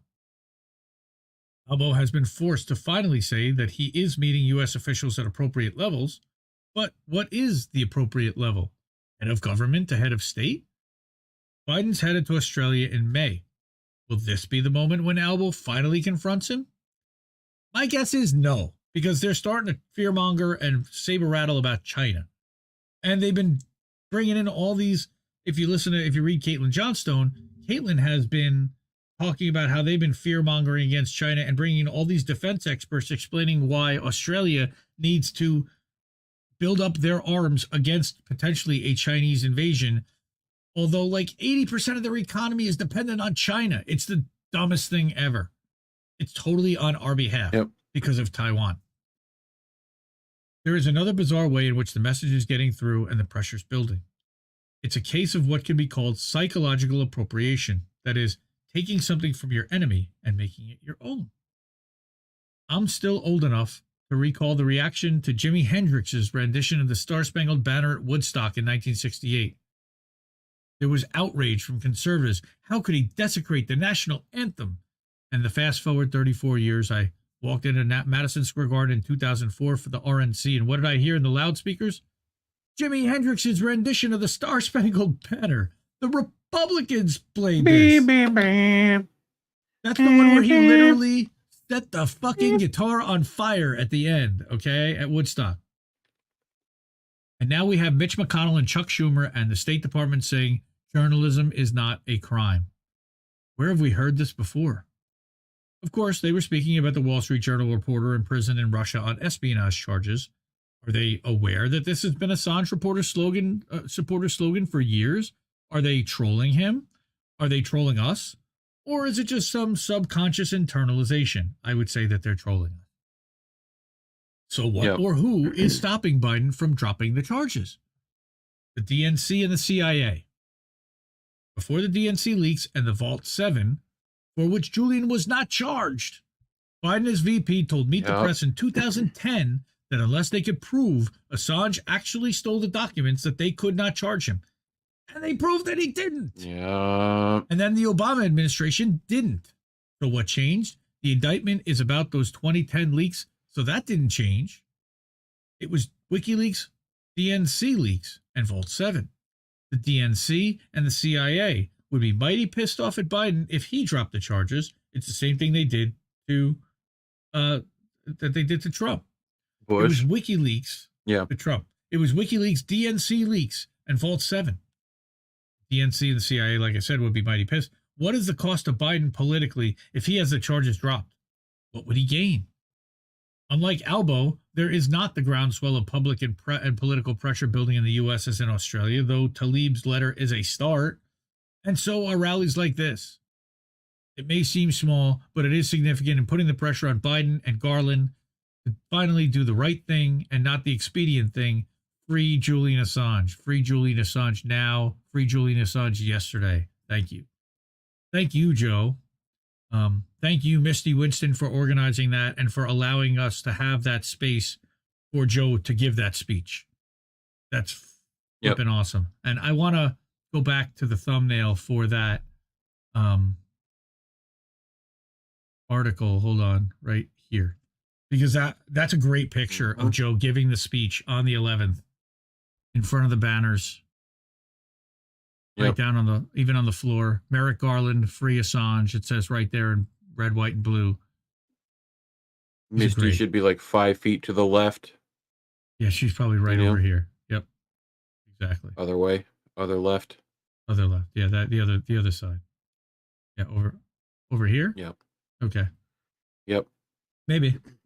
And that was before the guy, like literally, that was right before the guy stripped where naked your and mouth tried to is. set himself on fire. Yep. Reef was actually co-streaming that and very expertly decided to cut away very quickly. Exit stage left. Yes, that's correct. For sure. Yep. And good job on Reef to cut away and to not get us demonetized or deplatformed for having naked guy on the street. Yeah. Where was I? I was somewhere with my kids and Reef's like, are you watching this? I'm like, no, I'm out with the kids. He's like, there's a naked guy on the screen. I'm like, wait, what?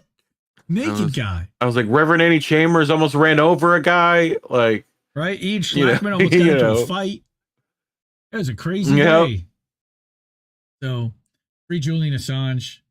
Free all the political prisoners. Free Daniel Hale. Free Mumia. Free them all.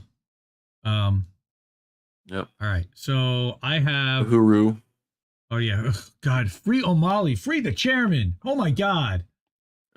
Yeah, I know. It's like the list just gets bigger. You know? Yeah. Who's next? And you know what?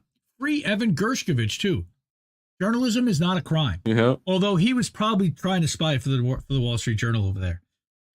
Somebody said he was literally just asking people at a plant as they were coming out of work questions. That was considered spying. And that's how he got arrested. Yep. So I have one more article, and it's also about censorship and free speech and weaponization of free speech. And this was written by a new friend over at Substack, a Substack called The Revolution Continues. And I believe it was written by a person named C.A. Matthews. I could be wrong. I love this graphic. I thought it was great because it's literally what social media is doing, and Google is destroying free speech at the behest of the White House also, and the government. They're missing a lot. They've all fired, but guys still up. Yes, you know, they are. Yeah. Yeah, that is a lot of smoke for a guy still standing. But yet, right? Perseveres. So There'll this be is the blanks. dystopia that you Most were of them would warned be about. blanks. This is the dystopia you were warned about. A mind-controlled populace thinking, speaking, shopping, moving and voting in accordance with the will of the powerful. All that's left now is to secure the few dissidents on the fringes and keep bolstering the mind control matrix. This doesn't mean it's hopeless. It just means we've got to acknowledge reality and start working from where we're at. The biggest obstacle to real freedom is the belief that we already have it. That is, of course, brilliant Caitlin Johnstone that he's quoting. Yep. Weaponizing Free Speech by C.A. Matthews. Most Americans believe Caitlin's that another one of those Indie Media Award winners, right? that is correct. Most Americans believe that no one has ever gotten into trouble simply for speaking their mind, unless you're Lenny Bruce or Daniel Hale or Julian Assange. No matter how much you might disagree with a fellow American, you probably agree that they have a right to free speech. You believe that freedom of speech is a basic right protected by our Constitution. You feel confident that all Americans have the right to believe and express themselves as they deem fit. Sorry to break it to y'all, but you don't. Elon talked about this with Bill Maher this week too. Free speech is not guaranteed, as demonstrated. Yep, like he said, by the latest U.S. government shenanigans. The feds have charged 4 African Americans simply because they are members of the African People's Socialist Party and expressed opinions that don't align with the current administration's viewpoint. According to the Black Alliance for Peace, quote, the unsealed indictment states that Tuesday, April 18, 2023, a federal grand jury in Tampa, Florida, levied charges of conspiring to covertly sow discord in U.S. society, spread Russian propaganda, and interfere illegally in U.S. elections. While no evidence of conspiracy, propagandizing, or interference has been presented, the APSP and its members have the right, as all citizens do, to freely criticize U.S. domestic and foreign policy. Not since the Palmer raids in the early 20th century, nor since the indictment of W.E.B. Du Bois in 1951, or the confiscation of Paul Robeson's U.S. passport during the anti-communist McCarthyist era, has there been such a hysterical response to African people asserting their rights and freedom of speech in the United States. The Black Alliance for Peace, always makes me think there's got to be a Black Alliance for War too, just got Wesley Snipes and well, just the Expendables. Just the most badass. That's right. The cast yeah, of the right. Expendables. The Department of Justice claims APSP members had weaponized free speech by expressing solidarity with the Russian people and conspiring to interfere with U.S. elections. This makes me really nervous because this language is very McCarthyite. Well, not just that, but it lumps us and everybody that we hang out with, talk to, and amplify and showcase.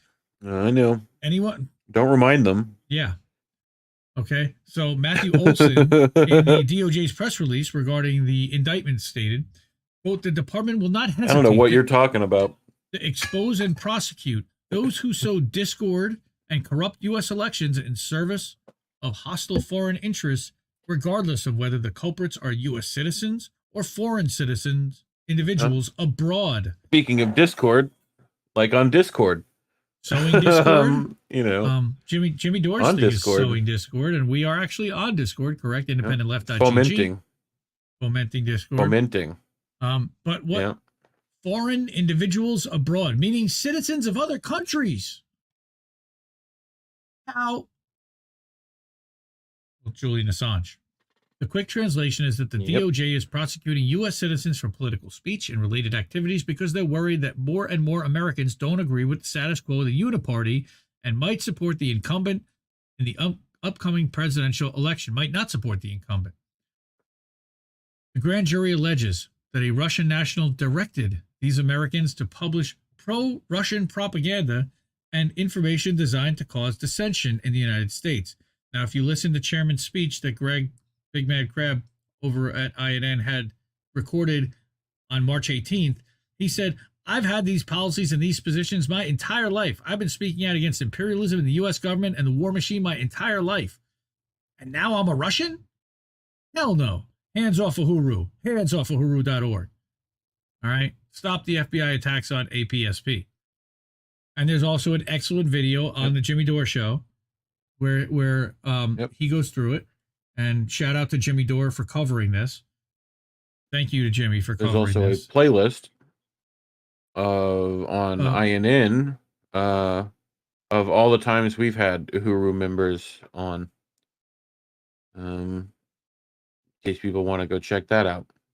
All right. Omali Yashitella, who has had 2 interviews in the last year with Tara Reid on INN, APSP co-founder, voices how the U.S. government apparently doesn't believe that African Americans are intelligent enough to come up with a socialist philosophy all on their own, or know if or when they're being used by a foreign power.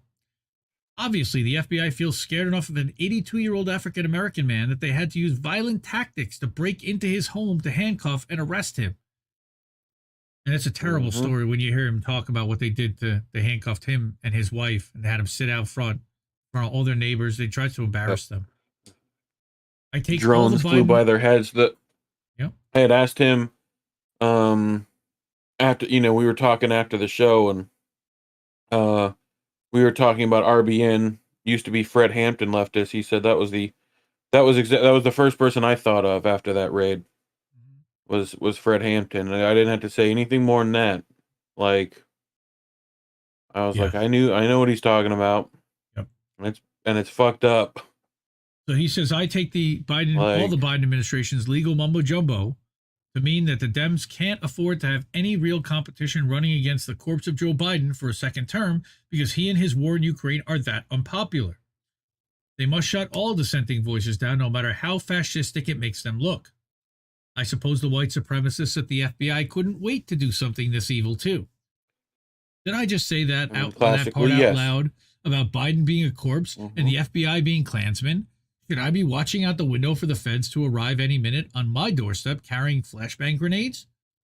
I do believe in the pen is mightier than the sword, the truth shall set you free, but when an army's worth of federal agents can show up at your front door and take you away simply because you're an 82-year-old African People's Socialist Party member who doesn't agree with the U.S. government's racist and warmongering actions, can anyone ever be too careful speaking their mind?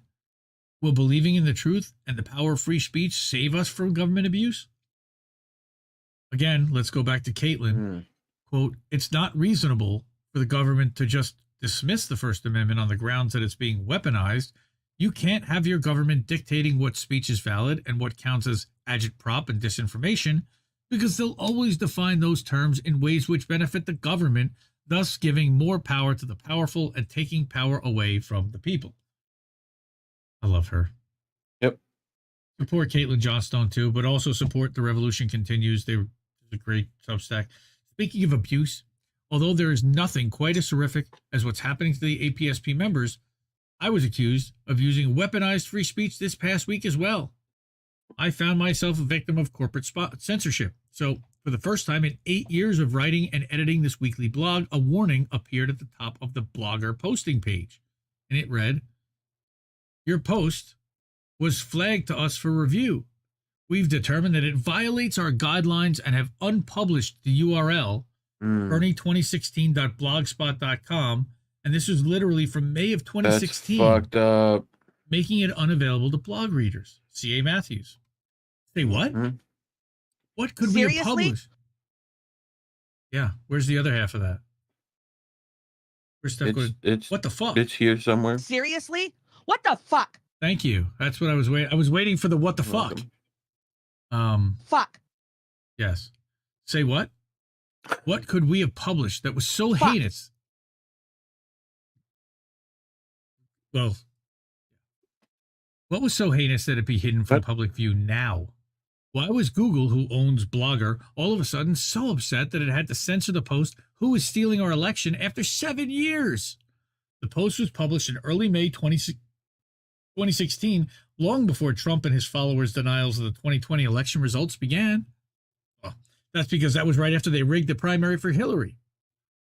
Literally, June 7th, I believe, was the day that that it was over, that Bernie conceded. Pokemon, go to the polls. Oh, I want to puke. The date of the post should have been a dead giveaway about whose election was being stolen and by whom. Flashback, Bernie was being royally screwed over by the Hillary Clinton campaign in early 2016. The trolling of Burners online was dreadful, and as an editor of what was then known as the Bernie blog, I gladly published almost every decently written submission sent in by Bernie supporters. A short piece called "Who is Stealing Our Election" was the first of 2 short pieces that I edited and published that week, so I titled the entire posting with that catchy question. Who would have thought that 7 years later, a bunch of neoliberals would get their knickers in a twist, or panties in a bunch, so much that Anything that sounds remotely like a Trump supporter might say about the 2020 election must be completely blocked from public view, censored forever. And that's interesting because Jimmy Dore has made reference to the fact that usually they won't censor you if you talk about election interference in 2016 or any other election besides 2020. But here it is. Google is now going after the 2016 election people that are saying that Hillary rigged it too. Isn't there a shut the fuck up shitlib video that's about this? I think as so. well, where it's like them going back and forth and that's Turncoat Don, the dueling deniers. Turncoat. My apologies. Election deniers. Shout out to our buddy Turncoat Don. Dude, we want you back. Come back in. Sub to him. After a quick edit or self-censoring of the title, Blogger allowed the post to live again. I didn't change a word of the posting, just its title. Somehow that change made it acceptable to Google for public consumption. The English-speaking public once again has been saved by the brave censorship of private agents working behind the scenes for the U.S. government, or in this case, the Joe Biden re-election campaign. They put up this funny graphic. It's a meme. We do not censor. We just put establishment narratives at the top of all searches. We move content we don't like way down a list so people are not likely to ever see them. We hide groups we don't like and make them difficult to find, but we don't censor. Wow. So they say. Well, sometimes we remove content we don't like and block people from posting for days at a time. We also close down individual accounts and delete whole groups, but this is for the greater good as we see it, and we don't call this censoring. Thanks, Facebook and Google. And what exactly are we being saved from? Lying. What are we exactly being saved from by corporate censorship? What didn't you have the right to read because the powers that be wanted to protect your delicate sensibilities? From what I can gather by the Blogger policy page, it's most likely this. Do not distribute content that deceives, misleads, or confuses users. This includes misleading content related to civic and democratic processes, content that is demonstrably false and could significantly undermine participation or trust in civic or democratic processes. So like saying that the machines are all unauditable and potentially vulnerable and that nobody knows whether they're actually accurate or not. Yeah, that's accurate. But they don't like that because this includes information about public voting procedures, political candidate eligibility based on age and birthplace, so birtherism, election results, or census participation that contradicts official government records, saying that they didn't count X number of illegals, for example. It also includes incorrect claims that a political figure or government official has died. That's legitimate. All right. Been involved in an accident or is suffering from a sudden serious illness. How many times have they reported that that Putin has cancer though, and that he's on death's bed? Like, what about those? No, that's favorable to U.S. interests, so they'll allow those. Now, why would anyone have any doubts about Joe Biden based on his age or from suffering from a sudden serious illness such as having a stroke or dementia, or that he hasn't died already and is simply a walking zombie? It's not like he's ever been seen babbling like an idiot on camera or wandering off a stage or looking to shake an invisible hand, is it? Not this week. Oh, wait. Right. I apologize if we've ever misled you with the content here at The Revolution Continues or made you not trust in civic or undemocratic processes, but that was never our intent. The post from 7 years ago was simply a burner's lament over how the Clinton campaign had stolen Bernie's primary wins. Well, we live and learn and move on, don't we? The Dems haven't stolen any primaries from their rightful winners since 2016, right? And it's not like they're canceling the Democratic primaries and debates in 2024 either, right? If you believe those last two statements, I have a bridge in Brooklyn to sell you, or its equivalent in the Midwest, your choice. Let's remember Linus and Charles Schultz saying that if it can be destroyed by the truth, it deserves to be destroyed by the truth. Linus' tech tips? Well, he's pretty good too, but Indy's tech tips. Free speech is a right. Not the same? No, not quite. That free speech is a right that no American should ever take lightly. People have fought and died for your right to express yourself freely. People have been imprisoned around the whole world for expressing themselves and sharing important and sometimes embarrassing and incriminating information about governments. One such journalist springs to mind, Julian Assange. This past week, Julian marks the 4th anniversary of Assange becoming the guest of His Majesty King Charles in England's Belmarsh prison. In other words, an Australian journalist has been imprisoned in the UK because his crime of journalism that has made the US government very angry. Assange dared. So unlike the guy in Russia who's a Russian citizen, he's an American citizen. Right. What? But yeah, Assange dared to publish on his online platform WikiLeaks, the infamous collateral murder video. He exposed the lies of many governments, but he was particularly prolific in sharing information about the U.S. involvement in the bloody war in Iraq and the tortures of detainees at our super-secret base at Gitmo. And so far, nothing WikiLeaks has ever published has been proven false. Assange is being charged under the 1917 Espionage Act. His case raises troubling questions about whether it breaches both the First and Fifth Amendments of the Constitution.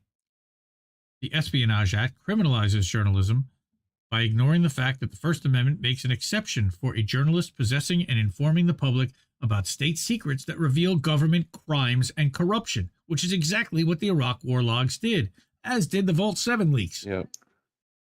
Assange's indictment should be dismissed on the ground that the Espionage Act's overreach is an existential threat to First Amendment freedoms. For a U.S. court to do otherwise is to undermine due process and threaten the First Amendment's guarantee of a free press. But we'll see. This administration's paranoid take on free speech being used as a weapon seems to be the driving force in his continued imprisonment. That and the fear of what would happen from the military-industrial complex if he ever tried to let him go. Populations don't like wars. They have to be lied into it. Quote, that means we can be truth into peace. This is a great cause for hope. And that is, of course, Julian himself. Free Julian Assange. Just like the APSP members speaking their minds in our blog, posting a short piece with an incendiary title implying that elections can actually be stolen in the United States, Julian Assange is being actively censored. He is being blotted out of human memory, locked up to wither away behind bars without trial, his reputation smeared by Western governments because they didn't like what he had to say, and they don't want the rest of the world to know what he yet has to say. Other independent journalists have been censored, mocked, and threatened recently. Remember Matt Taibbi and Seymour Hersh? We featured both of them. Oh, on the Seymour blog. Hersh. Yes. Seymour Hersh was the one who made sure we knew that Free Willy and Flipper bombed the Nord Stream pipeline, right? Right. Well, among Seymour that, Hersh? but first it was the My Lai massacre and all the other things. But yes, recently we featured both of them on the blog not too long ago. They're also being harassed by the U.S. government and their corporate media partners. Matt is even being threatened with criminal charges of lying to a congressional committee for a mistake made by a network propagandist who interviewed him on MSNBC, as we talked about with Mehdi Hassan. One letter. Ridiculous. That was actually still right anyway. Seymour Hersh has been ridiculed, and his Substack posts about the Nord Stream 2 pipeline bombing have been blocked on Facebook and labeled as disinformation, redirecting you to a site in Norwegian. If you ever needed more proof that the U.S. government doesn't believe in the public's right to know and practice free speech, the demeaning treatment of these two malign journalists prove it. Hey, I know that lady. Sexy Susan. Julian Assange's case is so important because we've lost journalism. We've lost the ability to now find the truth. And she also, I believe, is part of the controlled opposition operation. Sorry, folks. Yep. To all of you who are still reading at this point, I have just one world of advice that says to you, in case you ever feel compelled to censor yourself and not use your right of free speech as a weapon for good in the world. Don't. No matter what the corrupt government threatens, no matter what the corrupt corporations that do their bidding threaten, nothing, absolutely nothing, is as important as free speech and your right to express yourself fully. It is your inborn right. It is your duty to continue to speak and write freely. It is your inborn right and your duty not to believe or agree with or even acknowledge the lies and propaganda put out by untrustworthy powers that be. Because if you don't believe in and practice free speech in spite of the risks, then who else will? That's just a reminder. Yep. And we're not always big fans of the Green Party, though. Right now, they're somewhat decent. I'm not a big fan of Howie Hawkins. I think they're trying to rig their primary, too. I don't think they're much better. However, the Green Party U.S. stands with Assange and demands that the U.K. not extradite the U.S., drop the charges. Journalism is free speech and not a crime. Thank you, Joe Biden, for reinforcing that. Now actually exercise it and drop the charges on Julian Assange. Instruct Merrick Garland to drop the charges. Yep. And that is the final story I had for this evening. Those are our don't forgets for later. But that was that was good stuff. The revolution continues over on Substack. The revolution continues.substack.com. Good stuff. Kind of need to, those they were banger articles for sure. We're going to have them in the Substack as well as in all the descriptions on all the different platforms. After the show's over, I go back in and I edit those descriptions to make sure the links are in there so everybody can get to them. Plus, when I clip them up, the links will be in there too. I'm going to take a 5-minute thingy and put up a timer and some musica, unlike we normally do, but I need to do a little something here for a few minutes. So I will return. So let's go back to a countdown thumbnail. Turn off the mics.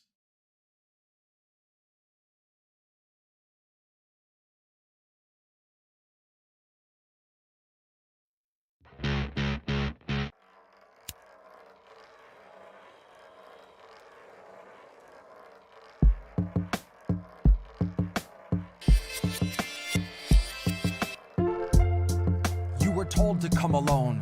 Joe said if you vote for him, he'll abdicate his throne as the father of the crime bill, soul of Jim Crow.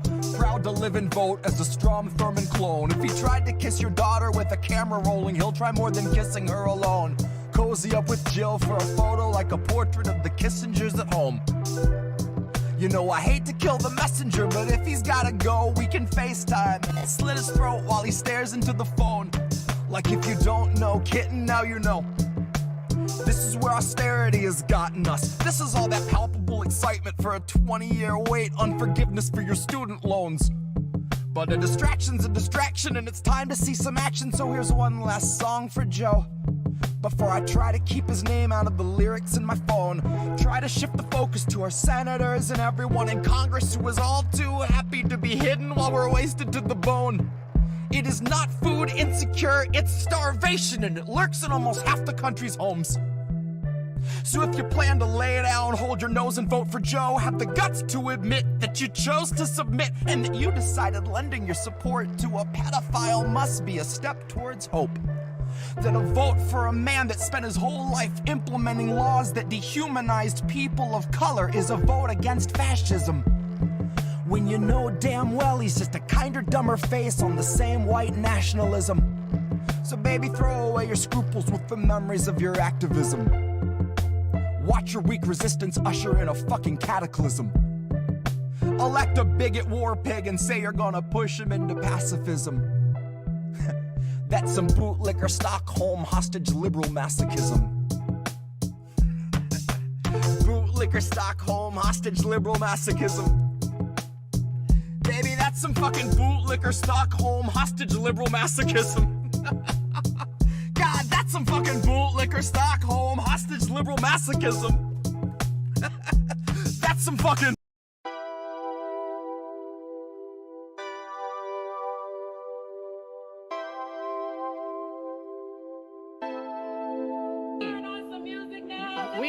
People still owe money.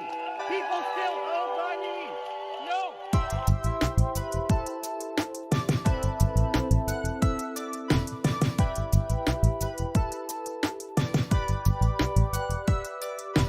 People still owe money.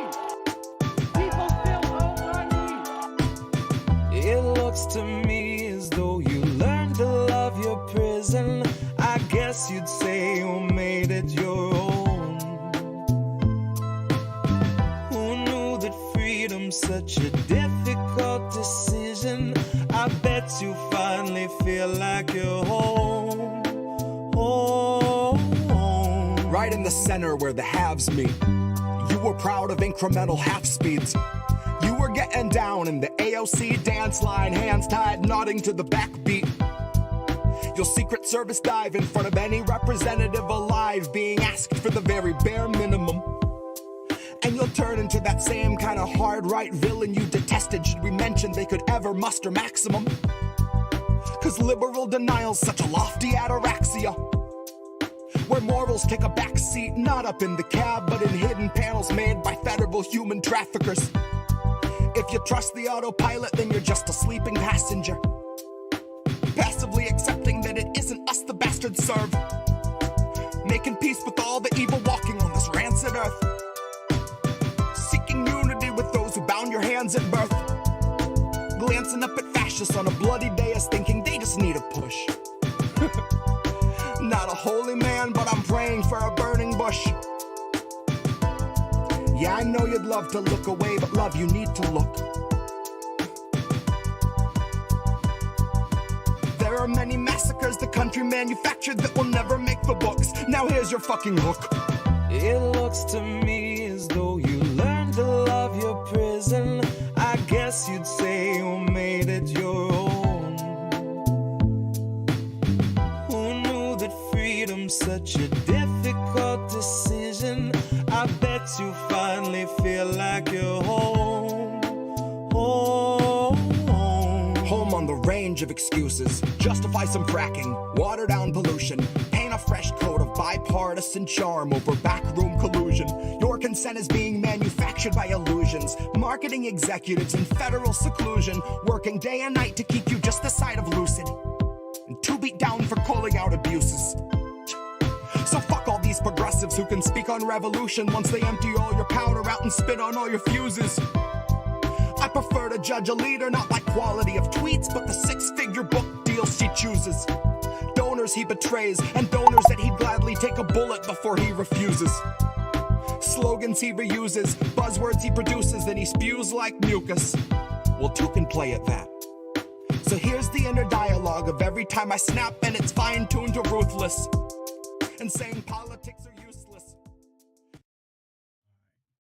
All right, we're back. Yay! All right.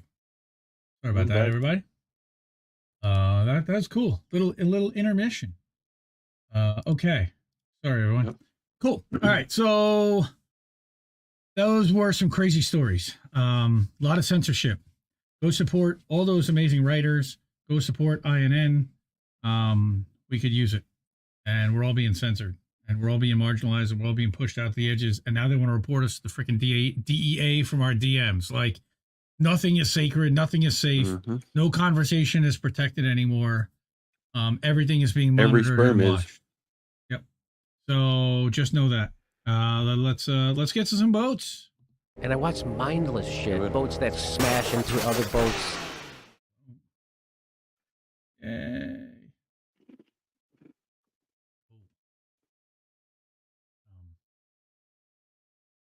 Boats, you say? We got boats. Love it. Yeah, boats. All right, we ready? I'm ready. We have no sound. No sound? No sound. Thank you.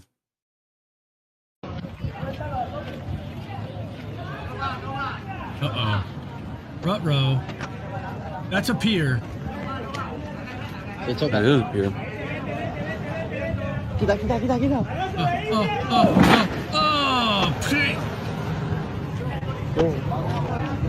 This one? Oh, just scrape along the side now.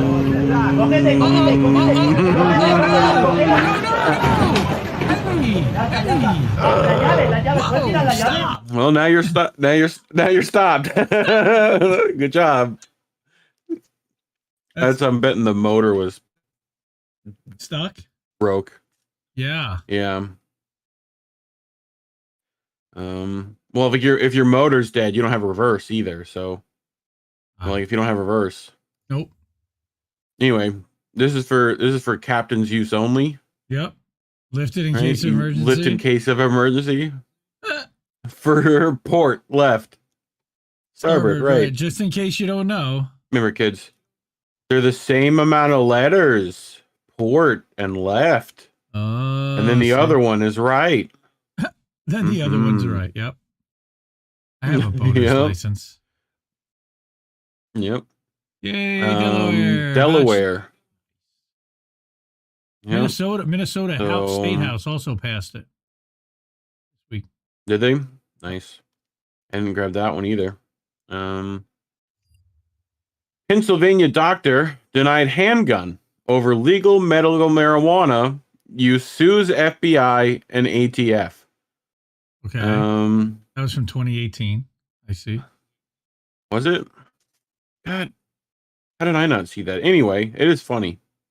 Matthew Roman and a friend drove together to a Philadelphia gun store seeking to purchase a firearm for home defense. Roman walked up to a clerk and asked to see a Smith & Wesson. Okay, good for you. What else I got? Oh, look at these ice cubes. Okay. Okay, but look how perfectly these ice cubes fit. I'm gonna take one, pop it out. Right through the ice catcher. Ice. Right above the ice catcher. That's cool. Oh, I thought I had some ice cubes. I thought I had some in the freezies. No, I have that like that tray. No, ice cubes. Like that hexagon ice cube tray. Yep, for the same reason. Fascinating. Yeah. I should have checked that. But okay. This one's pretty good. It's a new time. Sound, speed, and action. Cigar. This is cigar? What's in that cigar? Oh. It is a bag with no weed in it? No. What the fuck's wrong with you? You smoke that? It's fucking gross. Put some weed in that. Put some weed in that. Nice. You smoked that? I love it. That's fucking gross. Great. Put some weed in that so I can bust you for it. That's what he's doing. Right? Fucking ACAB, man. Nice, Willie. Yesterday was Willie's 90th birthday. Happy birthday, Willie. So happy belated birthday to Willie. But we made it to Dad Zone. We did it. Boy. This one, he's pretending he doesn't have to get out of bed. Look at him, one eye open. You peeking? Oh my god! I just love that face. Oh, look at that baby. Baby. Look at the baby.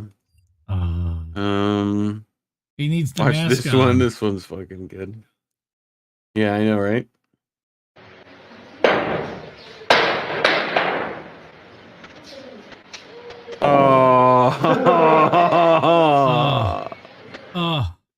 Like his face is like the best bit. Like, oh, you fucking.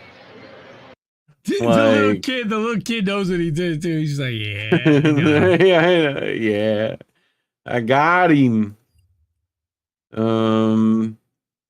This you need to do this more often. Oh, nice. Kid's giving the finger. Will you explain to me what you're doing now? I'm meditating. Nice. Cool. Cool. Cool. You know what that button does? Of course I do. Okay. And action. What is this?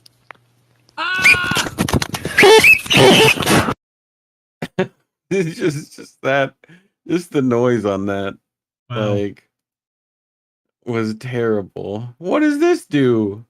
What is this? Why? What? If you even looked at it now, I noticed he didn't turn it around and look at it, but you would see that is turn it around. It is glowing red. I love the title of it. Bro started speaking printer. Like, that's what it was titled. Oh my god! Can you see what the problem is? This is not the child I nanny, but this other child at the park, his head is stuck in a fence. Well, help him, lady. I have to try not to laugh. Oh my god! Oh my god! Yeah, seriously.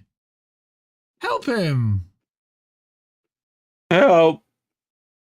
Mean babysitter, stupid kid. Nice. Trebuchet. Baby yeet machine. Victorian baby yeet machine. Yep. I love it. Springs have been upgraded. Beautiful. Yo, good. This is like a leaf spring from a Harley. But this one's amazing. I'm gonna hold on. Let me refresh it, because this is how I fix it actually loading all the way through. You know, and action. Wow! Well, that kid kicked the ball pretty hard. How do my hands work? Oh yeah! Aww, look at that smile. I think still didn't do it. That was so cute.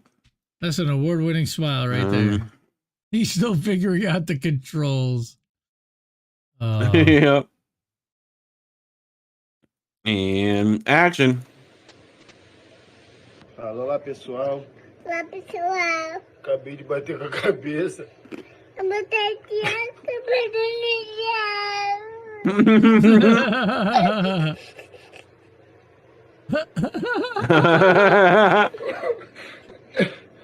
Papai vai dar beijo pra Sarah, né?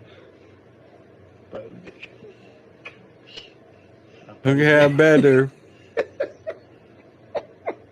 Aww. A parede é boba, né? The wall is silly, right? Limpo o rosto. A parede é boba. É, que parede. Tá boba. Toma. Nossa, cai embaixo. I hurt my arm. You hit the wall. Yeah. Wall is silly. She just wants more kissies. Speaking of hitting the wall, ready and action. No. Oh, really? What happened there? Was there? Hold on. I had to frame this right. Oh. Okay. We're gonna go stay there for the full screen, and then oh. Did it? Okay.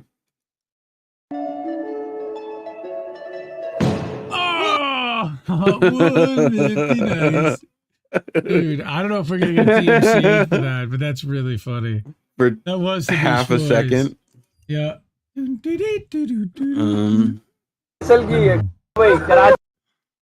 Wait, what? Oh, I should probably. Are they sitting in the trunk? Oh, in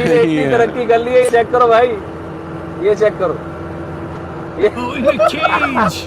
ये कराची सारा vessel की है गाड़ी माशाल्लाह पिंजरे में बंद किए हुए भाई तीन बच्चे वो यार कमाल है You're saying like Hyundai is not gonna like come out with the baby cage?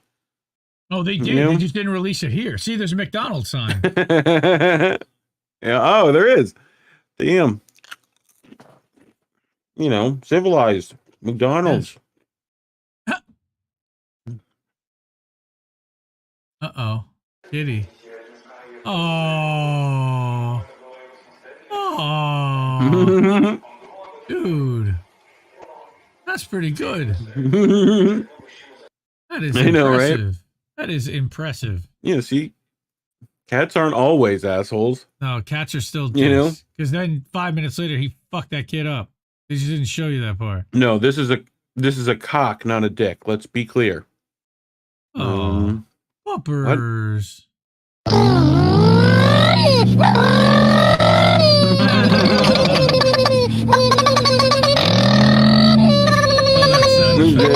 the video. I know, right? That sound effect is everything. It's very Axel Frog, though. Very Axel Frog. Yeah, Axel F. Crazy Frog. Axel Foley. Yeah, it's the same. Yes, but Crazy Frog. Uh-huh. You know. What's going on in here? What are you doing? No, no, you're too young. Jailbreaks. You can't have already figured that out. Kitty jailbreaks. You can't have figured that out yet. No. Oh, yeah. No. You're not even 6 weeks old. 7 weeks. Okay, 6 weeks, I guess, is when you figure it out. Great. I guess that's when you figure it out. Yeah. I don't think Dave figured it out yet.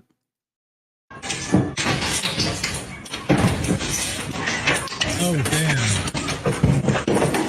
Oh.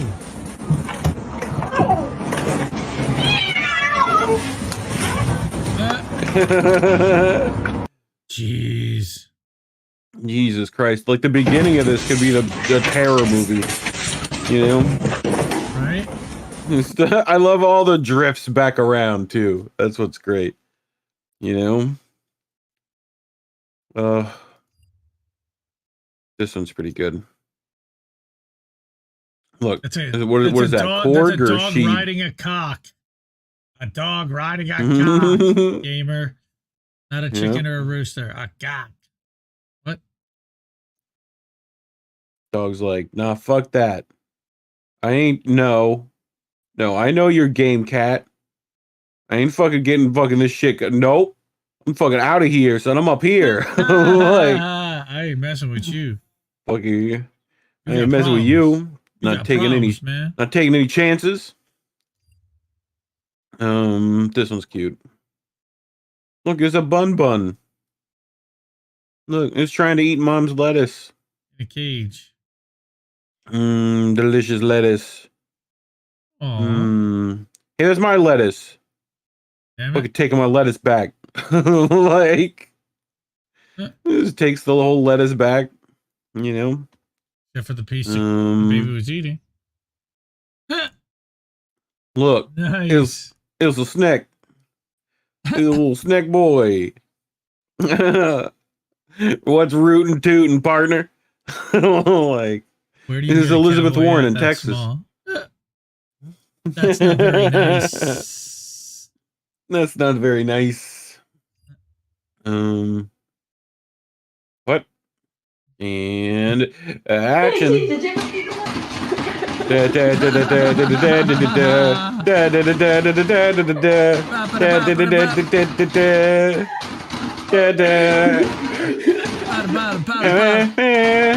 that guy a pair of gloves. Get that dude a pair of gloves. It literally sounds like, I know, right? It literally sounds like the inside of the gym in Rocky 2. Is that dog high? Is that dog high? What's he been doing? It's like scene 1, scene 2. Like, like, easy. Don't you know I'm local? Like, oh, what? This fucking morning? You're gonna like the way you look. And action. He's fighting back there right above us, folks, and I don't like it a damn bit. Oh my God. That's Big JR.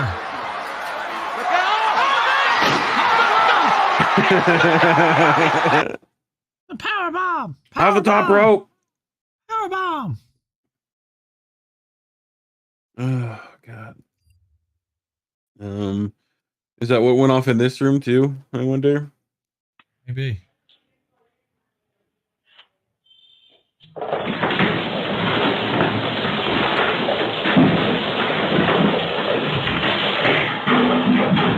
Nice. What the hell? Oh! All right, is everybody good? Is that the Catnip Hotel? Yes, most likely. Close those. Go here.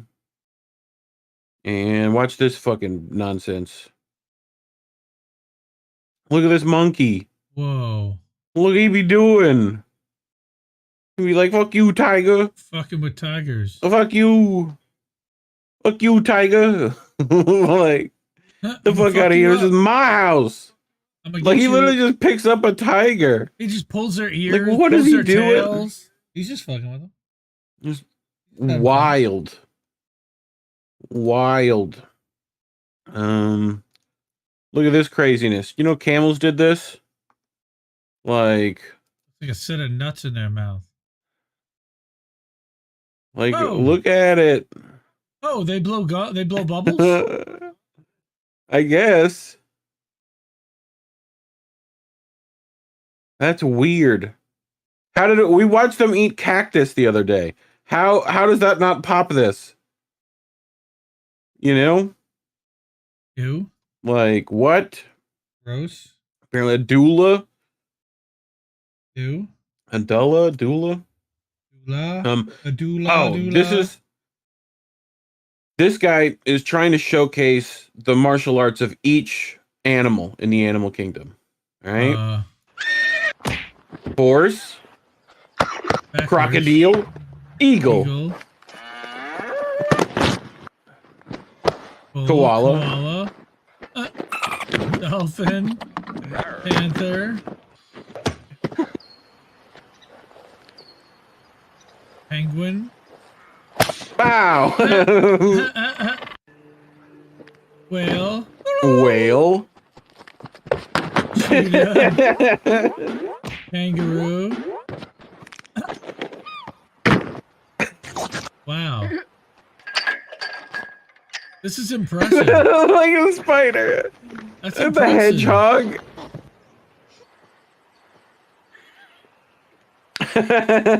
Worm. Look, it's crab. It's crab. Elizabeth Warren. Flying fish. Sloth. Wait, 2 hours later. 2 hours later.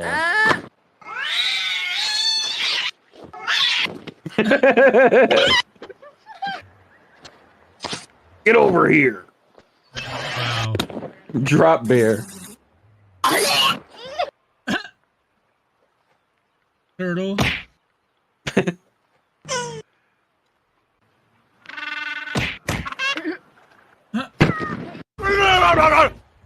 You realize this is all backwards, right? All the text. Is it?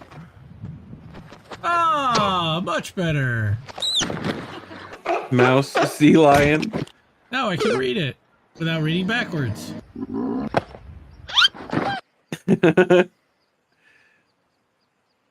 Snail. Lizard people. Turn the frog's gay. Oh god. Oh, that looked like it hurt. Armadillo. Panda.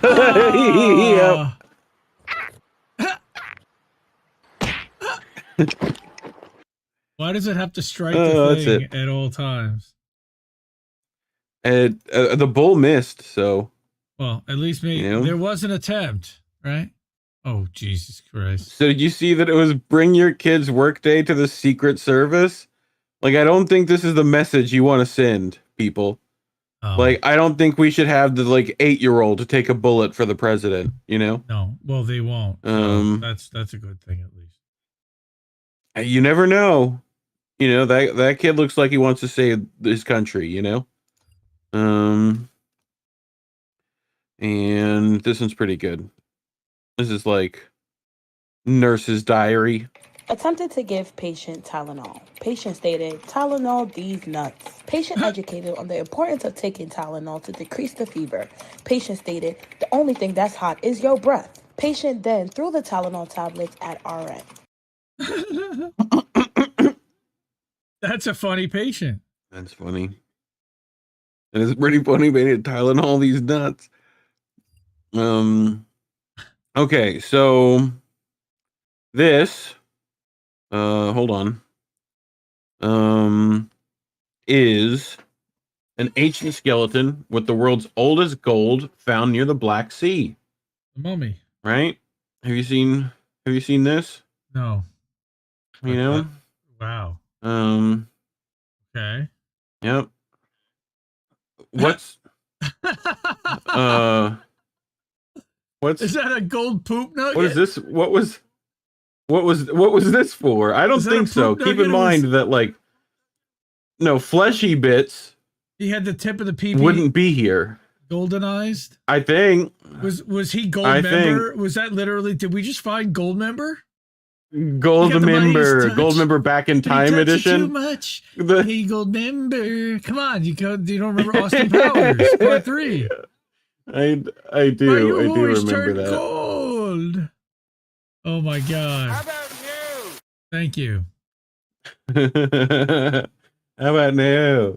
A penis cap as Anna Ringwald. Yeah, cock ring. Yes, that okay. That's the looks fake. The 1600s version of a condom, a golden condom. Look, it's a wow. That's a whole snapper.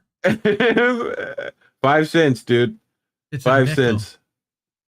It's a nickel. What is that? Fresh whole snapper. Yeah, it's a nickel. Oh god. He's like, good deal at the supermarket today. Like, dude, oh my god, this thing. Holy shit.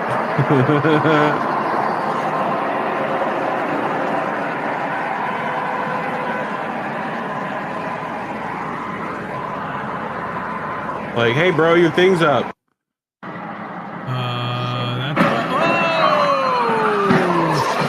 Oh shit.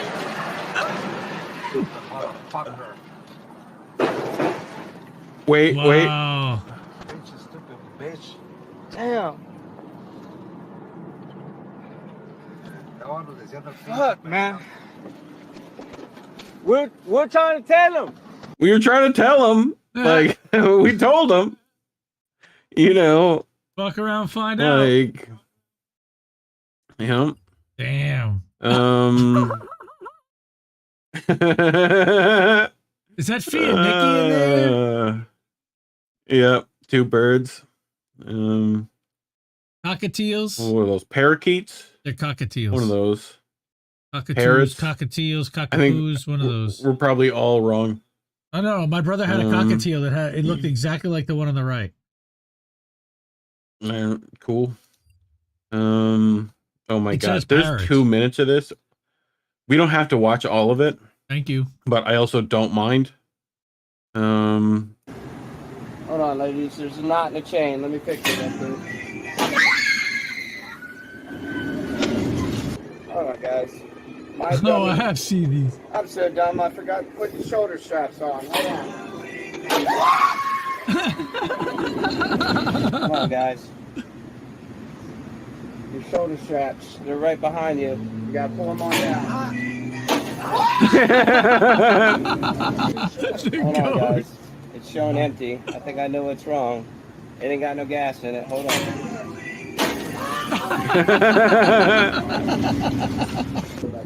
Something wrong with the thingamadoodle. Let me check it out real quick. Something's wrong with your seatbelt. I gotta come check it. I can watch these like all day. Manual. Hold on, I got that manual over here. I got that. Oh, I gotta check the safety manual. I got that safety manual over here. That's the worst one. Like, what do you hold on to? The seat? Manual. Check safety manual. Hold on, I got check that safety manual. Hold on, ladies. Number one thing, I forgot the shoulder straps. Let me get it. The number one thing. I forgot to put the shoulder straps on. Let me get them real quick. Is that David McBride? Yeah, yes. I forgot something. I know it is. I forgot the gravy. Hold on. I forgot the gravy. Hold on, guys. There's something wrong with the medulla oblongata. Let me check it real quick. Hold on, I gotta see what's wrong with the skinamarink. Hold on, let me check it out. The skinamarink. Alright, lady. Something's wrong, lady. Something's wrong with the chain. Gotta check it. Oh. That's the worst. My boss always told me, never forget that. But I'm always forgetting the shoulder straps. Number one thing. Hold on. Holy shit. It was fun, wasn't it? It was. Appreciate it, man. Oh, no problem. Say hi to all my TikTok fans. Say hi to all my TikTok fans. Oh my god. That's funny. That is outstanding. Holy shit. That's really good. The medulla oblongata. Yeah, it's just like Oblongata? the teacher, just like the teacher from Waterboy. From gave Waterboy. it. That's right. The medulla oblongata. Holy shit, that's You know, great. my mama said. My What's mama. this? 40%. Show them how you do it, 40%. Fred. Oh. Oh. You soldier, you Fred. Oh. I'll tell him to put your wages up, man. He's ain't right Julian. coming over here for drinks. Jesus, Okay, that's Scotch. Fuck, we gotta feed him more fucking assholes, Oh, boys. you What's know that she's about? done on that bus on the way in. What the fuck? Bro, is this guy gonna be able to stand up after this? Right, now you got 8 moving there with a bottle. Famous grouse, Jesus. Fair play. And he's got work in the morning with Ashton. I'll be there. Oh, my word. Yeah, 5 minutes later. Dude, he's getting to work in the morning. Oh. Down goes grouse. Good night. Help me, mama. Help me, mama. Oh my god, baby. You fucking lied to. Oh my god. Jeez. me ignoring red flags. Hi. Oh, you're a big boy. Hi, you're so cute. What's your name? What's your name? Right there. Oh, hi. Vino Moose. Oh, hi, Vino Moose. Oh my god. Hi, Vino Moose. Oh god. You're so cute. Oh, you go cut my face off and kill me. Thank you. Vino Moose. Oh my god, dude.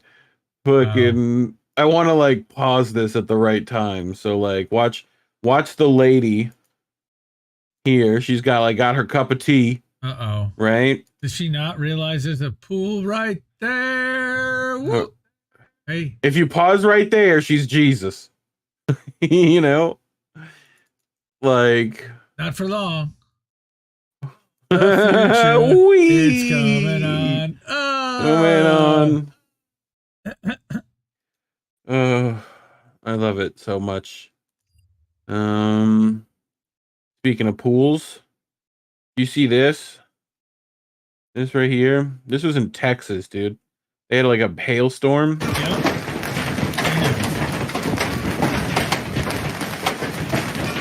is Look at that fucked up shit. weather this right there. Oh my god, cow! Cow, get out of there! The cow! They need a movie about that cow. You know? Why is it natural disasters in Texas have to include a cow? Annie M. Like, you know, there's a twister coming. It's a twister. It's a twister. Yeah. All right. This one's pretty good. Ready? Action.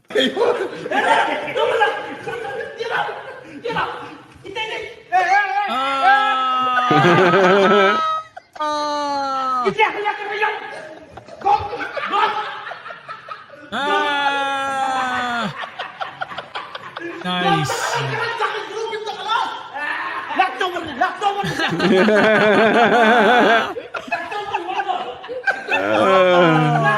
Oh, you don't like it when it was you getting fucked with, huh?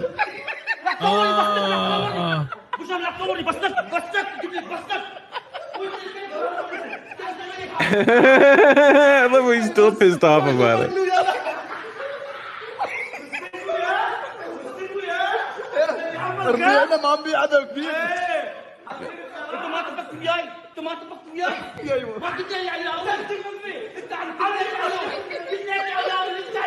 Yeah. Yeah. Can someone translate? That's what I want. I want someone to translate it. Now you gotta shave the whole thing.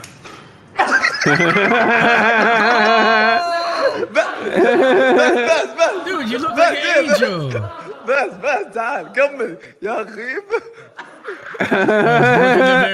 He's like Friar Tuck.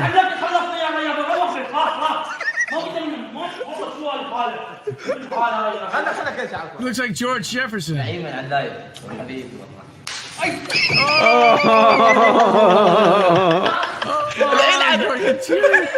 get the piss out of that dude. Wait till they get his eyebrows when he sits back down. I know, right? That's just mean. That's mean. That's funny. Are you there, God? It's me, Mario. Nice. Like, nice. That was at the movie theater.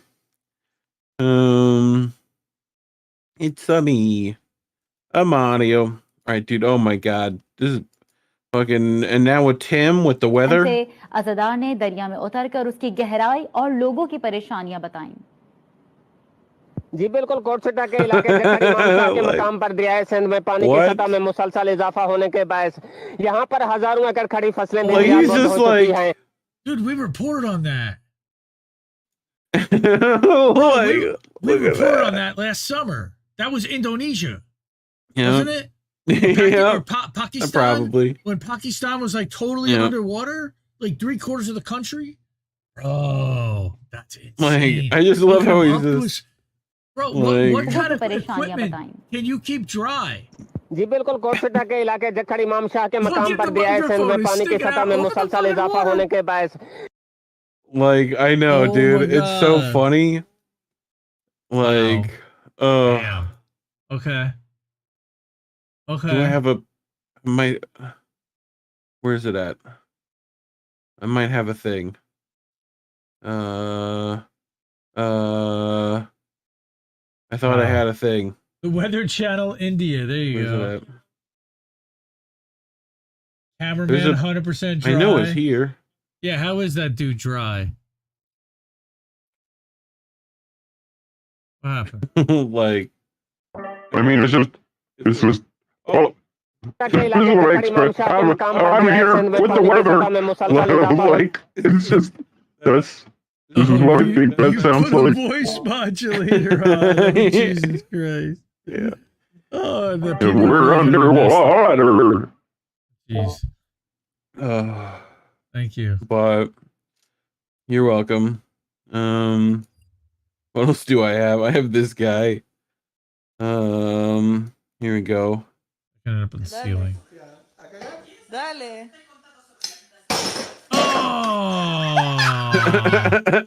Oh, that sucks. It's just sadness. That sucks. No food, fire, Isn't it? shit to clean up. Right. Wait, was that not? Man. Dale. There we go. Like, I don't know, I was zoomed in. This one's pretty good. Let's do this. And then here. crackers. We serve everybody. Wow. You just want some saltines, lady. You know? I get some crackers. Speaking of. All right, all right, all right. All right, all right, all right.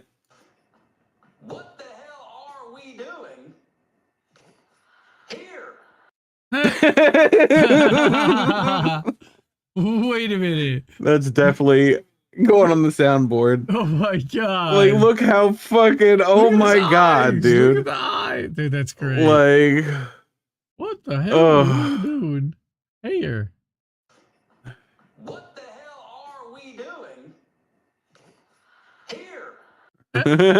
Here.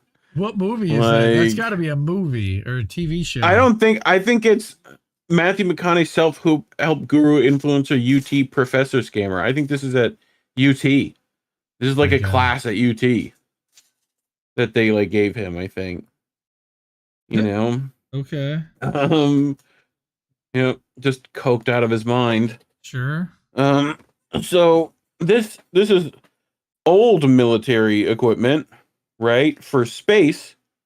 To like take down nuclear missiles and other satellites that we invented a long time ago.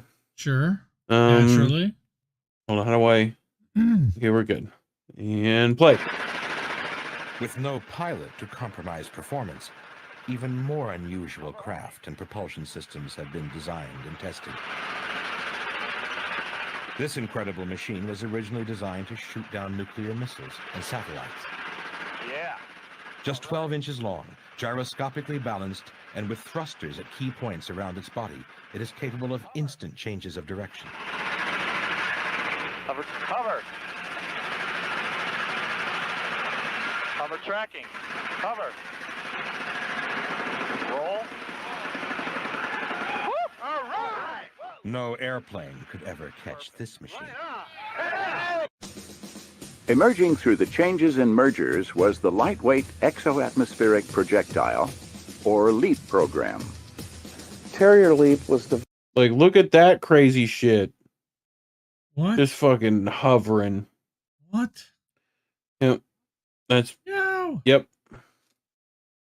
Just a little kinetic weapon. Speaking of... Delta, Costa Rica, they said.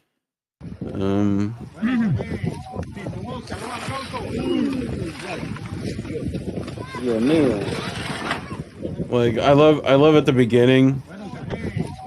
Buenos way, like.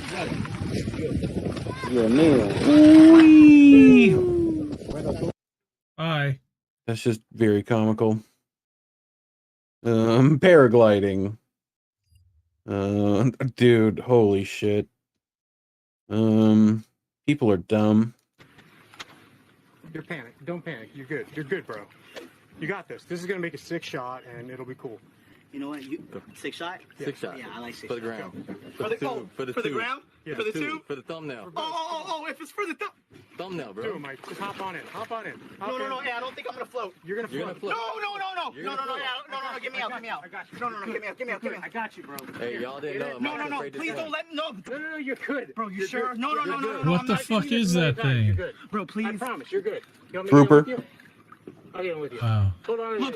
Hold me slowly. Those are not easy to pull in. Let go. You got the life jacket on, man. You're good. No. You're good. You're floating. You're good. No. Hold your You're floating right I mean, that fish is 200-300 pounds easy. He floats. There you go. No. He also.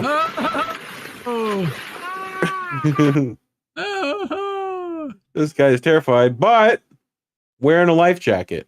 So, you know, he's all right. But it's not closed. It's not closed. The life jacket? Yeah, it's open. I mean, it's still around you. Yeah. Like that's enough. Is it? It's just a water wing. It is meant to keep your head above water. For now, sure, I guess. But this is like mansplaining, like in the fastest like karma on that. Ooh, is it stand still? Stand still. Stand still. Stand still. Stand still. Don't do that. Don't do that. Don't do that. Don't do that. Don't do that. Don't do that. Don't do that. Oh my god. Oh my gosh, there's so many bees. Oh, they're gonna go right down his There's shirt. so many bees. There's so many bees. In my ear. I'm getting stuck. I'm getting stuck. I'm getting stuck. Yeah, you gotta start running. I thought you said don't do that. No, he's I'm getting stuck. I'm getting stung. Yes. I'm getting stung. Yeah, you know who's not? The people who ran away. Wait, yeah, they were, yeah. And now what happened? Now you brought all the bees to them. Oh, yeah. Oh, you suck in every way. Fucking, you're an asshole. I just like this one. This one's good.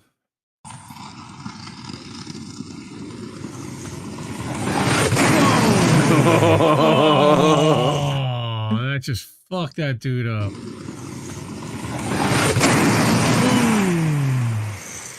Like into the ball pit.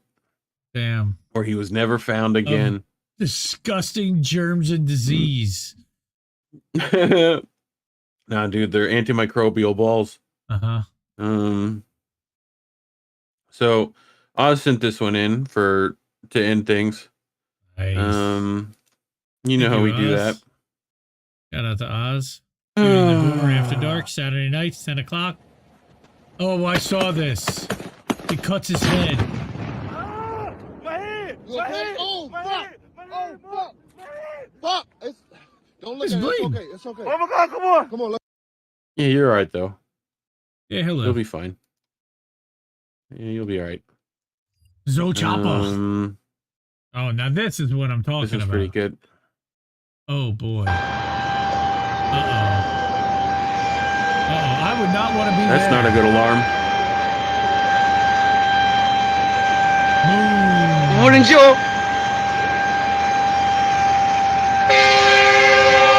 That's an even worse alarm. That's hey, get the fuck out now. Yeah. She gonna blow.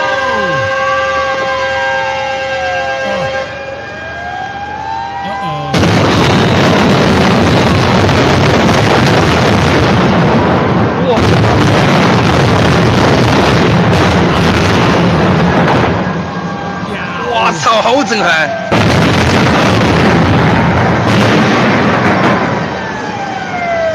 Look what everyone at home is doing this. You know? Can't you twist your Everyone's turning camera? sideways. Can't you Camera? What Yes. else are you gonna? When else are you gonna be? When else are you gonna see something like that and not be in the motherfucker? As George Carlin liked to say. Right? What am I gonna see a 26 car pile up and not be in the motherfucker? That's some serious goddamn injury. Yeah, well, that's a lot of damage. No, that's a lot of damage. Yeah. I can't see Jack. A flaming arrow. Oh no! No! What? Bad idea! Bad idea! Bad Did idea! you just start a forest fire? Oh! What the fuck? What the hell just happened? What? Wait. I like the trike. Run that Oh, back, wait. Colin. Bad idea! Bad idea! Bad idea! Bad idea! What was that? Boom. Gasoline. Yeah, it was. Holy shit. Yep. Damn.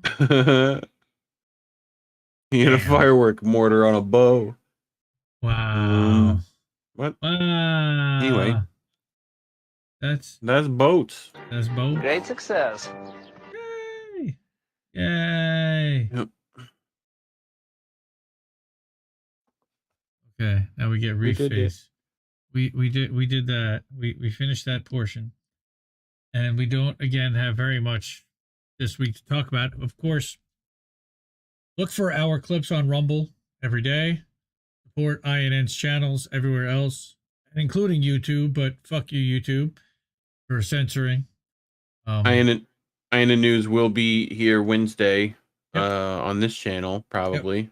Monday night we'll And have Rockfin alternative and Rumble. angle. Yeah. We're gonna run INN News here, and then of course Rockfin Rumble, but it doesn't get nearly the audience, unfortunately. If we only run the show on Rockfin Rumble, nobody shows up. So we're gonna run it here because we have a good number of people here. Thank you very much. And then check out, of course, the Substack, anymedia.today, and check out the Telegram, t.me/INDLeftNews. You can subscribe. That's got an RSS feed of all the articles that we subscribe to And from a lot of the publications that we support, including Odyssey videos, when those are published, which are basically backups of YouTube videos. So if you see an Odyssey thing there, it was probably over at YouTube also. Go check out Misty this week also. She's going to have some great guests on her TNT show. I helped book some of the guests this week. And then she had some great guests last week. MistyWinston.substack.com. I helped her publish with that. May Day, May Day. It is May 1st, the Russian Revolution and Russian New Year. Happy May Day to everyone who's celebrating. And then, what else? There was something else I wanted to mention. Of course, free Julian Assange, free the chairman, free everybody. Everybody should be free, and free speech. And drop the charges against Julian, drop the charges against Matt Taibbi. Ridiculous, nonsense, persecution, fear-mongering against journalism. Yeah, the 2-week ban is dumb, especially because we ran this Jimmy Dore and Misty Winston radio show, and apparently they hit TNT Radio too. So TNTradio.live got a content strike, and they can't stream for a week, I believe, to YouTube. And it's actually going to be to YouTube's detriment. It's really at Pfizer's behest at this point, because Rumble and Odyssey are going to be the ones that pick up the lion's share of the views because of that. Again, look for our clips all morning on Rumble. Also, rumble.com/indie news /c/indie news network. And we'll be running some clips from the last couple of INN news, as well as crab clips. I've got some Joe things. Also, tomorrow, rockfin.com/INN, I'm going to release 2 Joe videos, one of which got us banned and got us our first content strike that we're currently in the hole for right now back in February. We realized we never put it up anywhere. And it's pointing out some of the inconsistencies in Pfizer's messaging and Moderna's messaging with the boop. So that'll be Rockfin only, and we'll share it around when we get it. But thank you, everybody, for being there. And Plaskett for President. Not the Plaskett for President fan club here. Censorship is bad. Afro Man. 45 and 2 zigzags, and baby, that's 2 zigzags. That's right. All right, folks. To the park after dark and smoke that tumbleweed. All right, we're done. Peace, guys. This is Indy, and I got this guy all the way up in his grill sitting next to me, Reef. Yep. I'm gonna say keep questioning everybody's motivations. Keep listening to what birds have to tell you. Good night, fam. Bye. Have a great time. I think I liked it better being blind, when I couldn't read between the lines, and when I couldn't see the cracks in the structure that lay bare before me the whole time. I think I liked it better back when I suspended disbelief and swallowed pride. I thought I knew the difference in the red from the blue, but they both bleed us so dry. They both bleed us so dry. My favorite songs don't hit the same way. I get to the end of a 4-minute track and I'm only looking back thinking, what did they